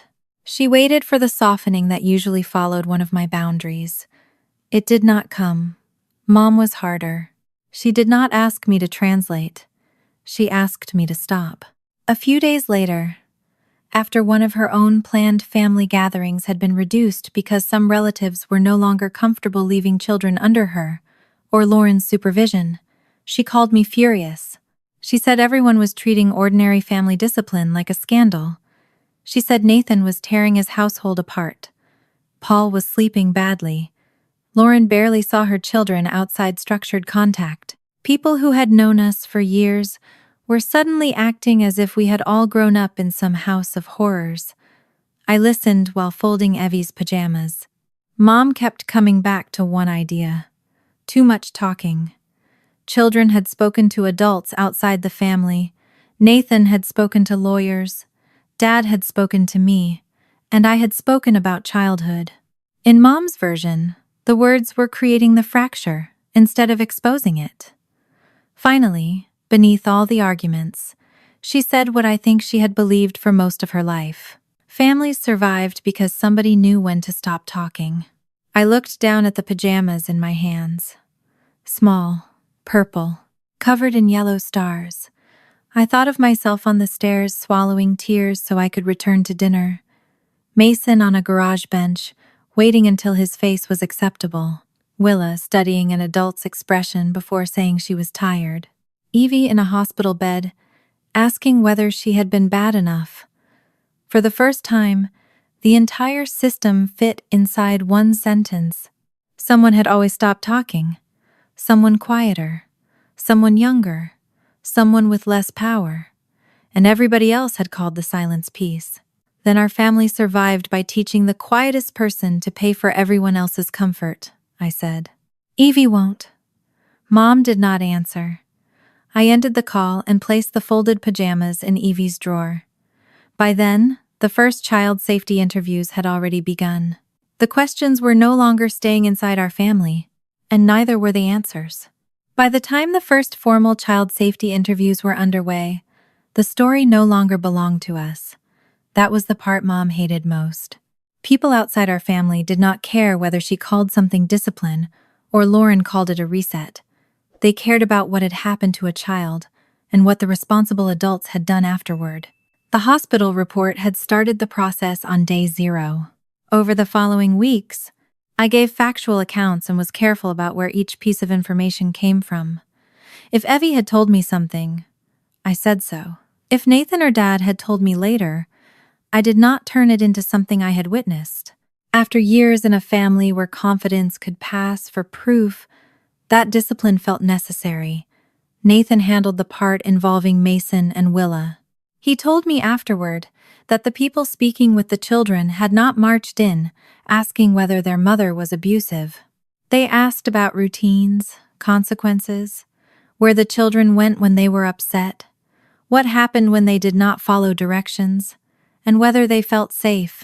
That approach seemed to confuse Mason more than an accusation would have. He knew how to defend Lauren. He was less prepared to describe ordinary life without defending it. Nathan said Mason still used the word reset automatically. He described sitting somewhere else until he was ready to come back. He described apologizing. He described trying not to make things worse. He did not call any of it abuse. Nobody needed him to. Willa's answers were even smaller. She talked about knowing when Mom was getting mad, knowing when to stop, knowing when to be quiet, knowing when not to ask for something. None of those statements sounded dramatic alone. Together, they described a child who had learned to treat adult mood as weather, something to monitor, something to adapt to, something that could change the safety of the room. The process did not magically transform Mason and Willa into witnesses against their mother. That would have been easier to narrate and less truthful. Mason still missed Lauren. Willa still wanted to know when she would see her. They could love their mother and still reveal something important about how they had learned to live around her. That complexity seemed to frustrate Lauren almost as much as the investigation itself. She wanted a clean accusation she could defeat. Instead, she was facing descriptions, children talking about what happened, adults deciding what those descriptions meant. The victim advocate made one point clear. The vehicle incident stood on its own. Lauren had put a 6-year-old in a locked SUV during dangerous heat, returned later, heard her ask to come out, and left her there again. Mason and Willa's experiences mattered to the safety assessment of their own household. Evie's case did not require a larger family history to become serious. Nathan's family law case continued separately. Through his attorney, he obtained a temporary arrangement under which Mason and Willa primarily lived with him, while Lauren's parenting time was limited and supervised during the ongoing safety concerns. He sounded tired rather than victorious.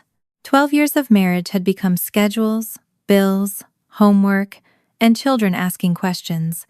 No court order could answer for them. The family around us changed through ordinary relationships. Nathan's sister knew why Mason and Willa had stayed with her. I told one cousin I trusted why Mom and Lauren no longer had permission to supervise Evie. Other parents made their own decisions. Gradually, Denise stopped being the automatic answer for childcare, and Lauren stopped being the aunt people chose because she was good with structure. Mom noticed every missing assumption. Her usefulness had always been part of her authority. She organized meals, remembered children's preferences, and became the person around whom family logistics arranged themselves. People still invited her places.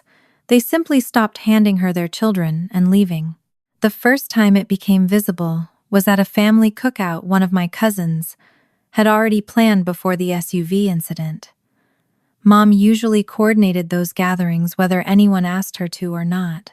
She chose who brought what, reorganized arrival times, and somehow ended up supervising half the children while their parents drifted toward conversations elsewhere. This time, arrangements had already been made. Children stayed with their own parents or with adults each parent had chosen. No announcement, no confrontation. No one stood up and declared Mom untrustworthy. People simply stopped assuming.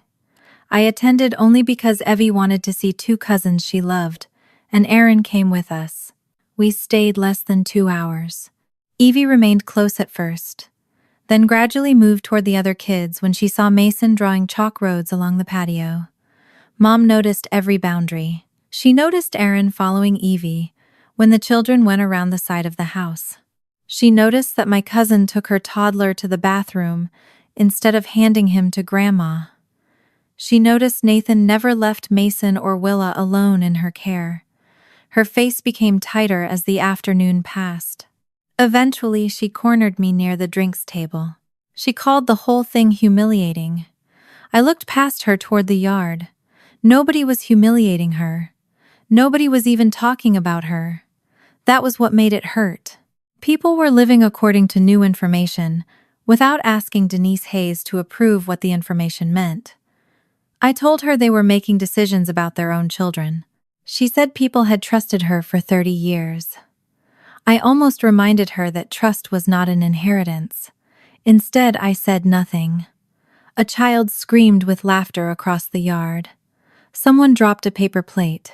Aaron was kneeling beside Evie because she had scraped chalk dust across both knees and wanted to show him something shaped vaguely like a dinosaur. Life was continuing around Mom, not against her, without centering her. For someone who had spent decades equating family cohesion with family authority, that may have been the first consequence she truly understood. Lauren took the loss of control differently. Mom complained. Lauren argued. Every update from Nathan seemed to produce a new theory about why the children were behaving differently. Mason was being influenced. Willa was confused. Supervised contact was making normal affection feel artificial. Adults had asked the children too many questions. Therapy language was putting ideas into their heads. She kept searching for an outside force powerful enough to explain why her children no longer reacted the same way around her. The idea that they might be reacting to her had nowhere to land. Nathan told me about one supervised visit where Mason barely spoke for the first 20 minutes. Lauren apparently tried harder the quieter he became. More questions, more reassurance, more insistence that he did not need to be nervous. Mason became even more careful. Afterward, Lauren complained that the process itself was frightening him. Nathan's response stayed with me. He said the troubling part was not that the children had been asked questions. It was how relieved they seemed when they learned they were allowed to answer honestly. That sentence made my chest tighten. I pictured Willa asking to leave our house because she was tired. The hesitation before Nathan said okay. The small shock on her face when nothing followed. Relief could reveal things fear kept hidden.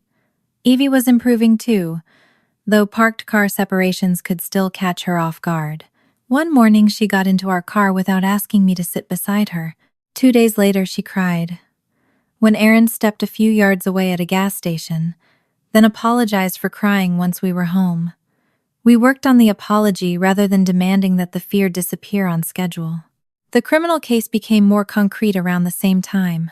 Through the victim advocate and prosecutor contact, I learned the vehicle conduct was being treated under Arizona child abuse law because of the risk of death or serious physical injury. Several weeks into the investigation, formal charges moved the matter into an active criminal case, and most updates reached us through those official channels. The reckless Class 3 form was one possible resolution. I did not know what Lauren's attorney told her privately. What mattered to me was that the process had begun naming the conduct without borrowing our family's softer vocabulary. The first sign came through the victim advocate several weeks later. There had been movement in the criminal case. The prosecutor was willing to consider resolving the matter without pushing every disputed issue toward trial. The proposed path centered on Lauren accepting responsibility for reckless conduct that placed Evie in circumstances likely to produce death or serious physical injury. I read the update twice. My first reaction was not satisfaction. It was exhaustion. I imagined how many times Evie had already had to tell adults she was scared. How many forms Aaron and I had signed. How many times Mason had wondered if talking meant betraying his mother. A plea could reduce some of that. It would not erase what happened. Nothing could. But it could put the responsibility somewhere adults could see it. A few days passed. Then another update came. Lauren would not accept it. Not because she denied putting Evie in the SUV. Not because she denied returning. Those facts were no longer the center of the dispute. Through counsel, she objected to resolving the case in a way that required her to admit her reset had placed Evie in serious danger. I sat at the dining table reading that sentence, while Evie colored nearby. Her tongue poked slightly between her lips when she concentrated. She had drawn 3 people under an enormous yellow sun, then covered half the sun with blue because she decided it needed shade. I watched her add another line of blue. Lauren was facing the possibility of losing years of freedom. Her marriage was breaking. Her children no longer lived primarily under her roof. Her mother could no longer protect the family narrative by calling the incident a prank. And still, the thing Lauren was fighting hardest to preserve was the meaning she had given her own behavior. Reset. Discipline. A lesson. Anything except danger. That was when I understood what she was protecting. It was not only her freedom. It was the version of herself in which she had still been the good parent. By the time Lauren refused the first plea proposal, the heatwave had become something we referred to in the past tense. School had started again, the mornings had cooled, and I finally moved Evie's hospital bracelet from the dish beside my keys into a drawer. Evie could ride with Aaron and me without needing one of us beside her every time, but the fear still surfaced unpredictably. One Saturday in early fall, Aaron stepped 10 or 12 feet from our parked car to return a grocery cart. Evie's hand closed around my shirt before he reached the corral. Aaron saw it and came back. She apologized immediately. We did not rush to tell her she was fine. I told her only what was true. Dad had come back. I was still in the car, and the groceries could wait. Within minutes, she was talking again. Later that day, she rode to the library without hesitation. The fear had not vanished and returned. It was simply carrying less power. Mason's recovery looked different. I only knew his private experiences through what Nathan chose to share with me, and by then he had become careful about what belonged to his children and what belonged to the rest of us. I respected that. One evening, he called after the kids were in bed and told me Mason had asked a question he did not know how to answer at first. He missed Lauren. He was also angry with her. He wanted to know whether one feeling canceled the other. Nathan told him no. That was all. No speech about complicated families, no instruction about forgiveness, just permission for both truths to exist. I understood why that mattered. For months, every adult decision seemed to require a category. Safe or unsafe, truth or lie, accountability or excuse. But love did not behave so neatly. Mason loved his mother. The fact did not make the resets harmless. His anger did not mean he had stopped loving her. Children were capable of holding contradictions. Adults spent years trying to simplify. I thought about Lauren more after that because Mason's question exposed something I had avoided admitting. I missed her too. Not the sister who defended the SUV, but the one attached to Christmas mornings, shared vacations, stupid teenage secrets, and laughter in Dad's back seat. Those memories had not become false. Grief included the person in front of me, and the person I now had to reconsider behind me. Mom's calls became less frequent, but when she did call, she still described consequences, as if I were responsible for repairing them. Dad was distant. Gatherings felt different. The house was too quiet. In the past, I would have called people, translated intentions, and arranged something until everyone could pretend enough was fixed. I stopped doing that. When Mom asked me to explain something to Dad, I told her they could speak directly and let her dislike the answer. Dad, meanwhile, had started changing in small ways that were harder to dismiss because he did not announce them. He began counseling. He told me only because one afternoon he had to move a planned supervised visit with Evie by 30 minutes, and explained why. He did not use therapy as proof that he deserved access. He did not ask whether I was proud of him. He simply went. When Aaron and I eventually agreed to let him spend a little more structured time with Evie, we kept it simple. One afternoon at our house, Aaron home, me present, no Mom. Dad arrived carrying 3 grocery bags. I stared at them. He looked embarrassed before he even crossed the threshold. Inside were pretzels, cheese crackers, apple slices, 2 brands of yogurt, grapes, animal crackers, and 3 different kinds of snack bars. Apparently somewhere between losing automatic grandparent access and trying to rebuild trust, my father had forgotten what one 6-year-old could reasonably consume in an afternoon. Evie inspected the spread across our kitchen counter. "Grandpa, I'm 6. I don't need a buffet." Dad laughed. It was not the defensive laugh I remembered from childhood, the one he used to move past discomfort. It was a real laugh, surprised and slightly ashamed. He put 2/3 of the food back in the bags. Evie chose the animal crackers. Nobody used the moment to discuss the family. That helped. Dad did not ask whether she remembered the hotel. He did not apologize again in front of her. He played a card game, lost badly, and accepted Evie's accusation that he had grandpa hands when he dropped half the deck. For an hour, repair looked ordinary. That was more convincing than any speech could have been. When he left, he asked whether he could come again sometime. I told him we would see. He nodded. No bargaining, no wounded expression. Trust, I was learning, grew best when nobody tried to pull it upward by the leaves. Lauren's request came a few weeks later, not directly. Through a brief message saying she wanted one conversation with me somewhere neutral before the criminal case moved any further. My first instinct was no. By then we had spent months communicating only when necessary. Most of the practical matters involving the criminal case moved through official channels. Nathan handled his separation and the children's arrangements separately. There was no family problem left that required my mediation. But there was one thing I still wanted to hear from Lauren without Mom beside her.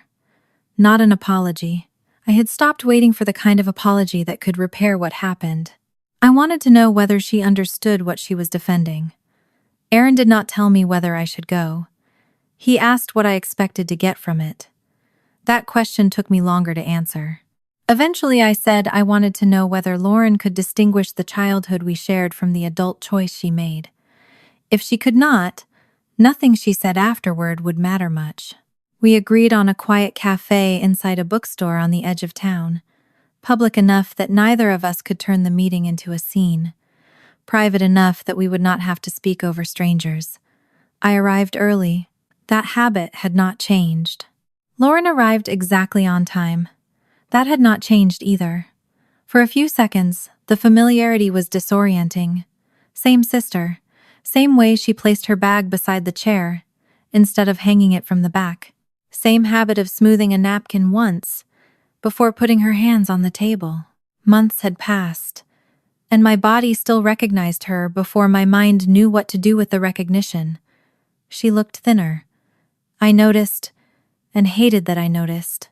There had been a time when I could tell if Lauren was getting sick before she said anything because the skin beneath her eyes changed color. Sisterhood did not vanish on command. We did not waste time on greetings. Lauren began with the legal case, not details of attorney advice. She did not tell me anything I had no right to know. She said the prosecution wanted language. She still believed flattened everything she had been trying to do as a parent into one catastrophic decision. She knew the SUV had been dangerous. That was new. Months earlier, she would not have given me even that. But she still wanted context preserved. She had not set out to injure Evie.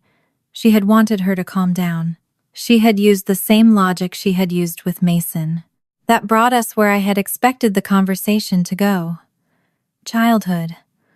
Lauren asked whether I remembered the county fair. I did. She laughed once, without humor. She remembered more than I did. She had argued with Mom because she wanted to wear something Denise thought looked sloppy. Mom told her she could stay home if she was going to embarrass the family by sulking all afternoon. Lauren went upstairs. She cried. That part I had never known. When she came down 20 minutes later, she had learned the lesson she believed mattered. Not that Mom had hurt her. That showing hurt gave Mom more control. Lauren described standing in front of the bathroom mirror, forcing her face to stop looking angry because she wanted to go to the fair. Then she said something that made the entire difference between us visible. It worked. I looked at her. She meant the punishment, not the mask. Mom sent her away. Lauren changed her behavior. She got to come. From Lauren's perspective, the method produced exactly the result it was supposed to produce. She told me other memories I recognized in pieces. Dinner, family outings, being sent to rooms, being told to come back when she could act right. She had never interpreted those experiences as evidence Mom was unsafe. She interpreted them as rules. Break the rule, lose the privilege. Fix the behavior, rejoin the group. That system gave Lauren something she valued more than emotional comfort. Predictability. I understood then why she had defended it for so long. If the rule was wrong, she had not merely repeated a bad parenting technique. She had built part of her identity around the belief that pain had made her disciplined, that exclusion had made her strong, that fear of losing her place had taught her self-control. I had grown up under the same roof and built the opposite strategy. I became pleasant before anyone asked. Lauren became the person who decided when pleasantness was required. For the first time, sitting across from her, I could see the line connecting the child she had been to the mother. She became without confusing the line for an excuse. That distinction was the whole conversation. Lauren told me she had done what she knew. I believed her. Then I brought us back to the SUV. Not the first decision, the second. She put Evie in the car because she believed isolation taught consequences. That was the inherited impulse. Then, nearly an hour later, Lauren returned. She opened the vehicle. She saw my daughter sweaty and crying. She heard her asking to come inside. She had every piece of information necessary to stop, and she closed the door again. I did not raise my voice. I did not need to. The cafe around us continued operating, cups touching saucers, pages turning, a blender starting somewhere behind the counter. Lauren stared at the table. I told her childhood could explain why exclusion felt normal. It could not make the second choice for her. She had made that as an adult. For the first time since the incident, Lauren did not answer immediately. No, she was dramatic. No, the car was shaded. No, I thought she was fine. Her fingers pressed the edge of the napkin flat against the table. I watched her try to find the language she had used for months. Reset, discipline, context, intent. None of those words could carry the second choice. She finally said she thought Evie was exaggerating how hot she felt. It was a weak defense. Lauren knew it. I knew it. She did not repeat it. That mattered more than if she had performed remorse perfectly. Perfect remorse would have made me suspicious anyway. People did not dismantle a lifelong belief system in a bookstore cafe because their sister said one good sentence. Lauren had spent months losing pieces of her life while insisting the rule itself remained sound. Now there was one moment she could not make fit inside the rule. She had gone back. She had seen. She had chosen. We sat there without speaking for a while. I thought I would feel satisfaction when Lauren finally ran out of excuses. I did not. I felt grief. Not for the criminal case, for the two girls we had been. One learning to disappear before somebody excluded her. One learning that controlling the door was safer than standing outside it. Neither of us had chosen the first lesson. Only one of us had carried it into adulthood and used it against a child who could not leave. That was where compassion ended and responsibility began. When Lauren stood to leave, she did not ask me to forgive her. She did not ask me to speak to Nathan. She did not ask me to tell the prosecutor anything. For once, she left me without an assignment. I stayed at the table after she was gone. The coffee in front of me had gone cold. I took one sip anyway and immediately regretted it. Some things apparently remained uncomplicated. The weeks after that meeting were quieter. Evie complained about socks, asked to leave a loud birthday party early, and told Aaron when she disliked dinner, instead of forcing herself through it. Mason's apologies became less automatic, and Willa began choosing clothes in combinations Lauren probably would have hated. None of those changes required us to announce what they meant. Mom remained resistant to the idea that talking had revealed, rather than created the fracture. I stopped measuring my peace by whether she understood. Then, one afternoon, several months after the incident, my phone rang while I was sitting in the school pickup line. Evie would be out in 5 minutes. Children were already appearing on the sidewalk in clusters, backpacks bouncing behind them. The call came from the victim advocate. I listened. There had been a change in Lauren's position. She was prepared to resolve the criminal case through a guilty plea to the reckless child abuse charge that had been under discussion. The details would still require formal process. Nothing was finished that afternoon. But the central fact had changed. Lauren would plead guilty. After I ended the call, I sat with both hands resting on the steering wheel. Months earlier, I had thought those words might feel like victory. Instead, I watched the school doors. A little boy ran toward his father. 2 girls argued over a jacket. A teacher bent to zip a backpack for a child who had somehow managed to turn it inside out. Then Evie appeared. She saw our car and started walking toward me. She was carrying a purple folder under one arm and talking to another girl without watching where she was going. Ordinary. So beautifully ordinary. Lauren was finally prepared to accept an adult consequence for an adult choice. But watching my daughter cross the sidewalk, I knew the harder work had never been deciding whether Lauren was guilty. It was teaching two children that her consequences did not belong to them. Lauren's guilty plea did not feel like the victory I had once imagined justice might be. Too much had changed for one courtroom decision to restore anything cleanly. It could not return us to the morning of 65 candles. What it could do was put Lauren's responsibility into language she could no longer redefine. I learned the formal details through the victim process that had kept Aaron and me informed from the beginning. I did not know what Lauren and her lawyer said privately, and by then I had stopped wanting to. The part that mattered was public enough. Lauren entered a guilty plea to the reckless form of child abuse, under circumstances that had placed Evie at risk of death or serious physical injury. The legal phrasing was almost painfully plain. No reset. No misunderstanding. No, she was being dramatic. No reference to what Mom had done when Lauren and I were children. Just an adult act and the danger it created. Aaron came with me when the plea was entered. We sat together without touching at first. I had thought I would need his hand. Instead, I found myself holding the edge of a folded tissue someone had given me and did not remember accepting. Lauren stood where she was supposed to stand. She looked smaller than she had in the hospital hallway, but not fragile. She answered the questions put to her. Her voice stayed controlled. I watched her carefully and understood that the important thing was not whether she cried enough. For months, I had been surrounded by people trying to measure truth through presentation. Was Evie too emotional? Was Lauren sorry enough? Was Mom defensive because she was guilty or because she felt attacked? Was Nathan calm because he was reasonable? I had no interest in doing that anymore.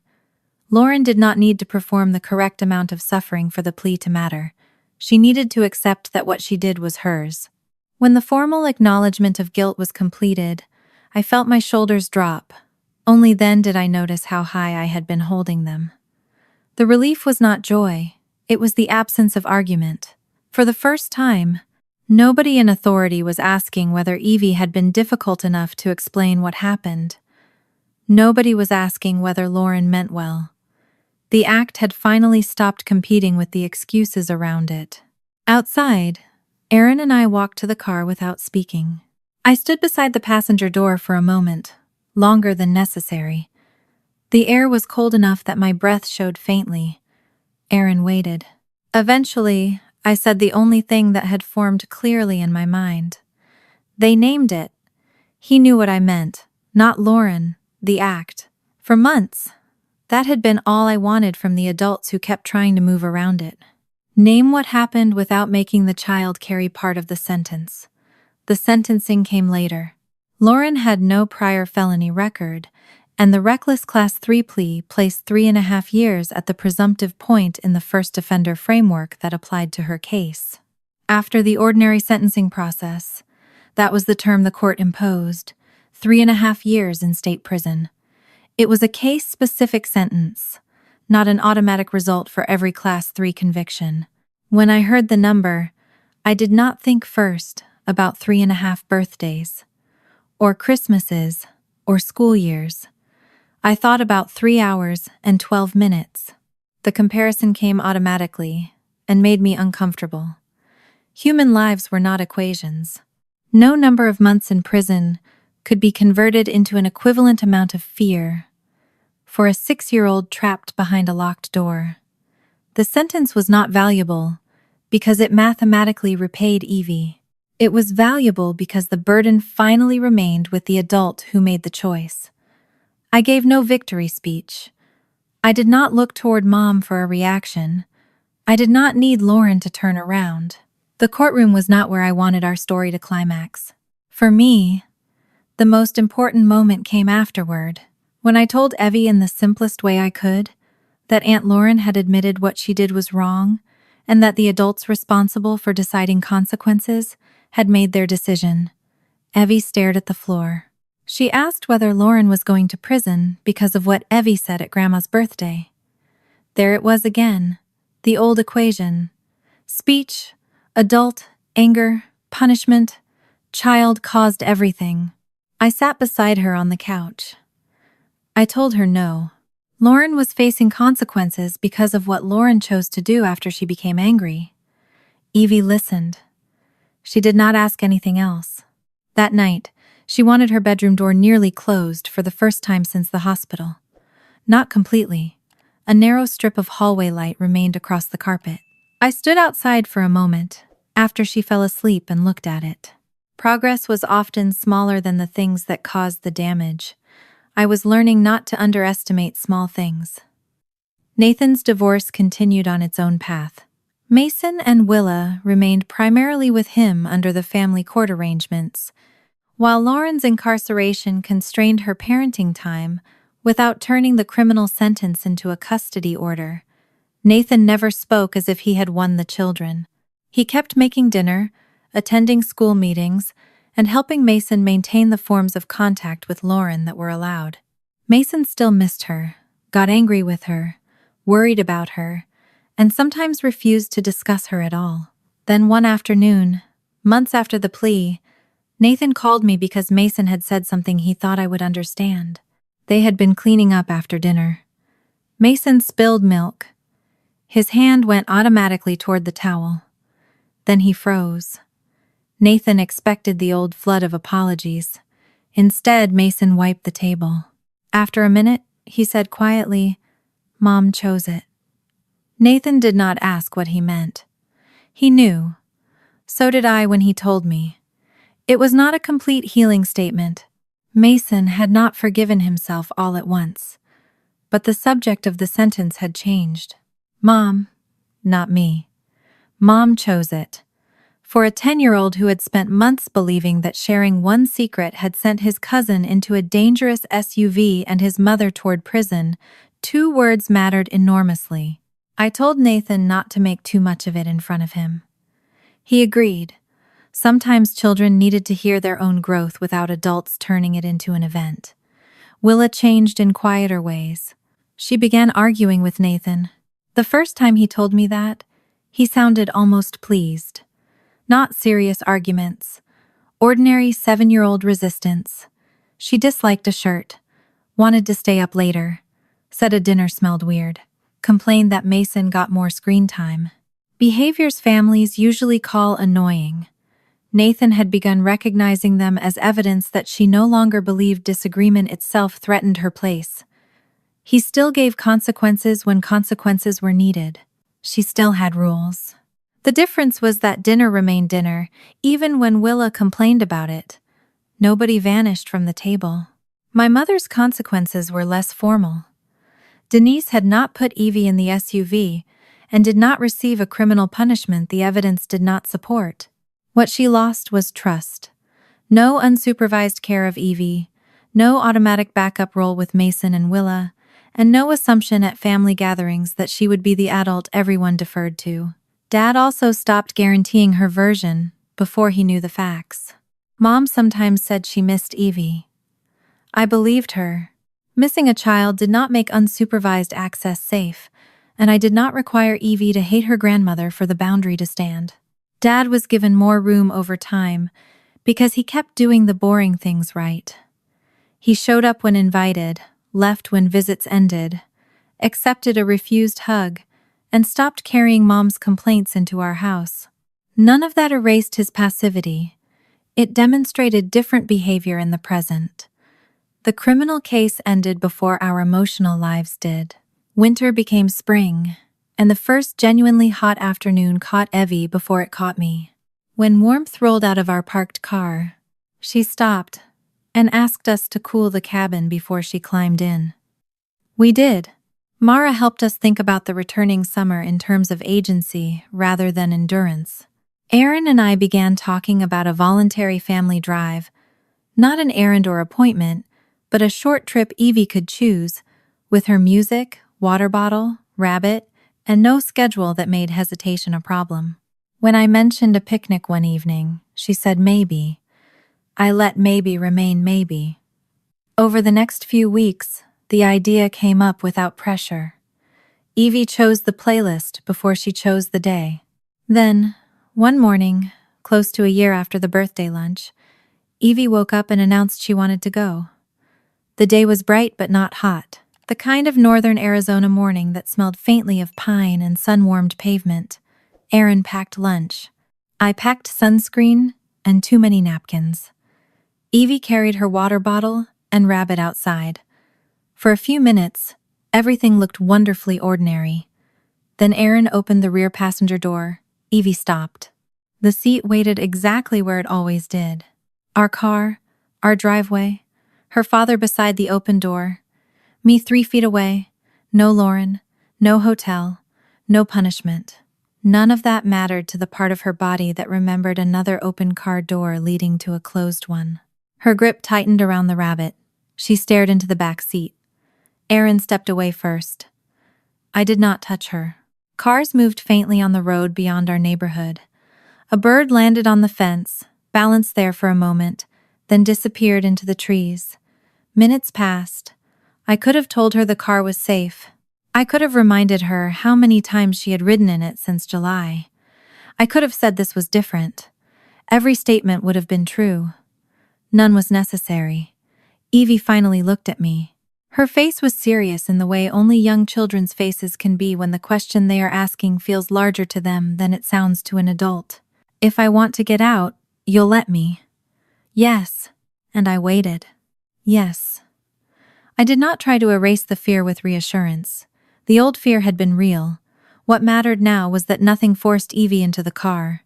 Erin stayed several feet from the open rear door, the engine running and the cabin cooling. We had nowhere we had to be. If she changed her mind, the picnic would become lunch at home. She shifted the stuffed rabbit from one hand to the other and asked for the window down a little, her water bottle within reach, and a promise that we would tell her before either of us got out at a stop. We agreed. The requests were small, but every one of them belonged to her. She stood beside the open door for almost 5 minutes. Then she passed me the rabbit. I thought she wanted me to carry it. Instead, she used both hands to climb into the seat. I gave the rabbit back. She settled it beside her.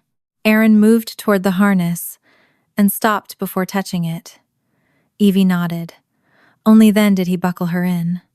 The click made her shoulders tighten, but she did not ask to get out. She tested the door handle once, then the window switch. Erin had left the window controls available in our car. She lowered the glass another inch, raised it again, then lowered it to exactly where she wanted. Control was not the same thing as safety, but sometimes it was the bridge back to it. I climbed into the passenger seat. Erin closed his door last. For several seconds, nobody moved. Evie watched the driveway through the open strip of window. Then she reached toward the center console from the back seat and reminded us that she had already chosen the playlist. That was the first sign the drive might belong to the present instead of the past. We pulled away from the house slowly. The route out toward the picnic area was familiar. Pine trees crowded the roadsides. The morning sun came through them, in moving bands, flashing across the dashboard and disappearing again. For the first few minutes, Evie monitored everything: the door lock, Erin's hands, traffic lights. Whether I looked back at her, I did not comment on any of it. The third song started. A children's song she had been obsessed with for weeks. Then it played again, and again. By the fourth repetition, Erin began tapping the steering wheel with the resigned expression of a man accepting that resistance was pointless. On the fifth, he announced that he now understood psychological endurance testing. Evie burst out laughing. "Dad, you're being dramatic." The word hit me differently than it had a year earlier. Dramatic. Lauren had used it to dismiss fear. Evie used it now to tease her father because he was pretending a song could destroy him. Same word. Different room. Different power. Erin pressed one hand dramatically against his chest but did not answer. He knew better than to encourage a sixth repetition through resistance. Evie played it anyway. I laughed with her and let the moment be only that. A few miles later, she stopped checking the lock. I noticed only because I had been watching her in the side mirror without making it obvious. Her attention moved from the door to the scenery. She pointed out a dog in the back of a pickup, then a bicyclist wearing neon socks. Then a cloud, she said, looked like a dinosaur, eating another cloud. The subjects became increasingly irrelevant to anything important. That was the most beautiful part. Fear makes the world narrow. Everything becomes exit routes, distances, adult moods, whether a door is open, whether the person who said they were coming back has actually returned. Ordinary childhood is wonderfully wasteful. It has room for dinosaur clouds. By the time we reached the picnic area, Evie was complaining that Aaron had missed the best parking spot. He pulled into the next one. Then, before getting out, he told her exactly what he was doing. He would open the trunk. I would stay beside the car. She could get out whenever she wanted. He stepped out. Evie watched him cross the few feet to the rear of the vehicle. Her breathing stayed even. I did not congratulate her. That mattered too. I had become careful about turning every ordinary act into proof of progress. Children can begin performing recovery the same way they perform obedience if adults celebrate every step too loudly. So I asked whether she wanted the rabbit. She said no. She wanted to carry the chips.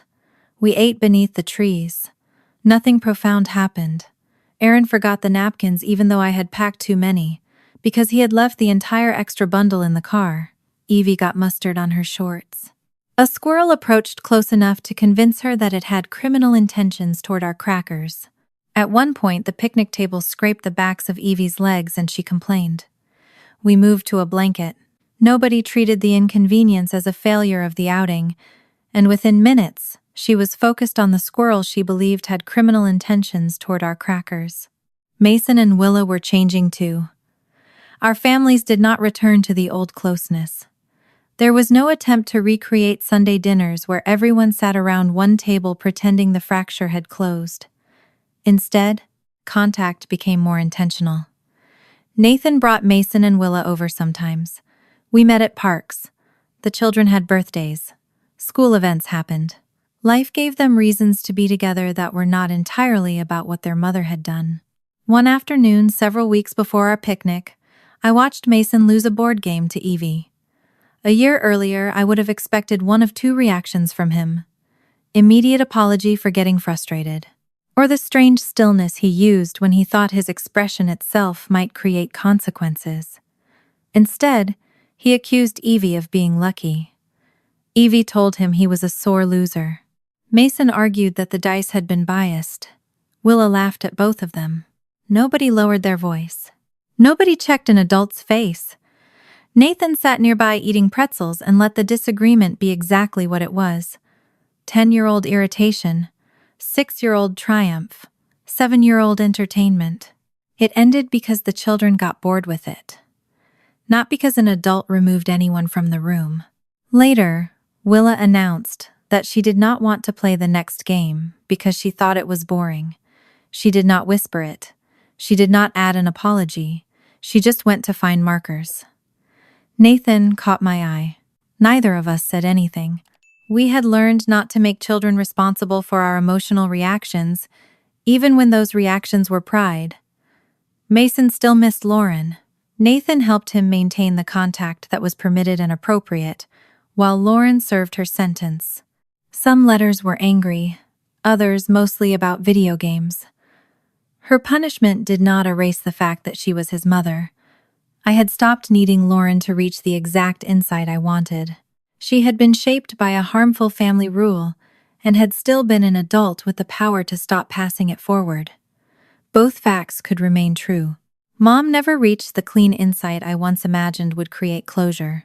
She stopped calling the SUV incident a childish prank and sometimes acknowledged that Lauren had gone too far, but she still believed outside involvement and lasting boundaries had damaged the family unnecessarily. She missed Evie and still had no unsupervised access to her. I could feel sad about Mom's loneliness without treating it as an emergency I had to solve. Dad occupied a different place. Not restored, but rebuilt slowly. He kept counseling, respected limits, and accepted Evie's preferences without turning them into rejection. One afternoon, he put a birdhouse panel on backward, argued that birds would not care, and then redid it when Evie insisted. Present tense behavior was what I trusted. The drive home from our picnic was quieter. Evie had used most of her energy running between trees, collecting rocks she insisted were special, even though they looked exactly like every other rock around us. She climbed into the back seat without stopping at the door. I noticed. I did not say anything. She buckled in with Aaron's help, placed the rabbit beside her, and asked for music. The terrible song came on again. Aaron groaned. Evie did not even laugh this time. She was too tired. Within 15 minutes, her head tilted toward the window. The rabbit slid partly into her lap. Her eyes closed. At first I thought she was only resting them. Then her mouth relaxed. Her breathing changed. She was asleep. I turned around in my seat. There she was, 7 years old now, her hair falling across one cheek, one hand open beside the rabbit, seatbelt secure across her body, sunlight moving across her legs as we passed gaps in the trees. A year earlier, I had seen another car as the place where my daughter was removed from the family because she cried, spoke, and made an adult uncomfortable. Now she slept in the back seat because she trusted the adults in the front. If she woke afraid, we would listen. If she wanted out, we would stop when it was safe. If she was difficult, she would still go home with us. I watched her in the rearview mirror as the road curved through the pines. For years, I had tried to keep every door in my family from closing. I finally learned that the door that mattered was the one my daughter knew she was always allowed to open. And if keeping the peace requires a child to stay silent, was it ever peace at all?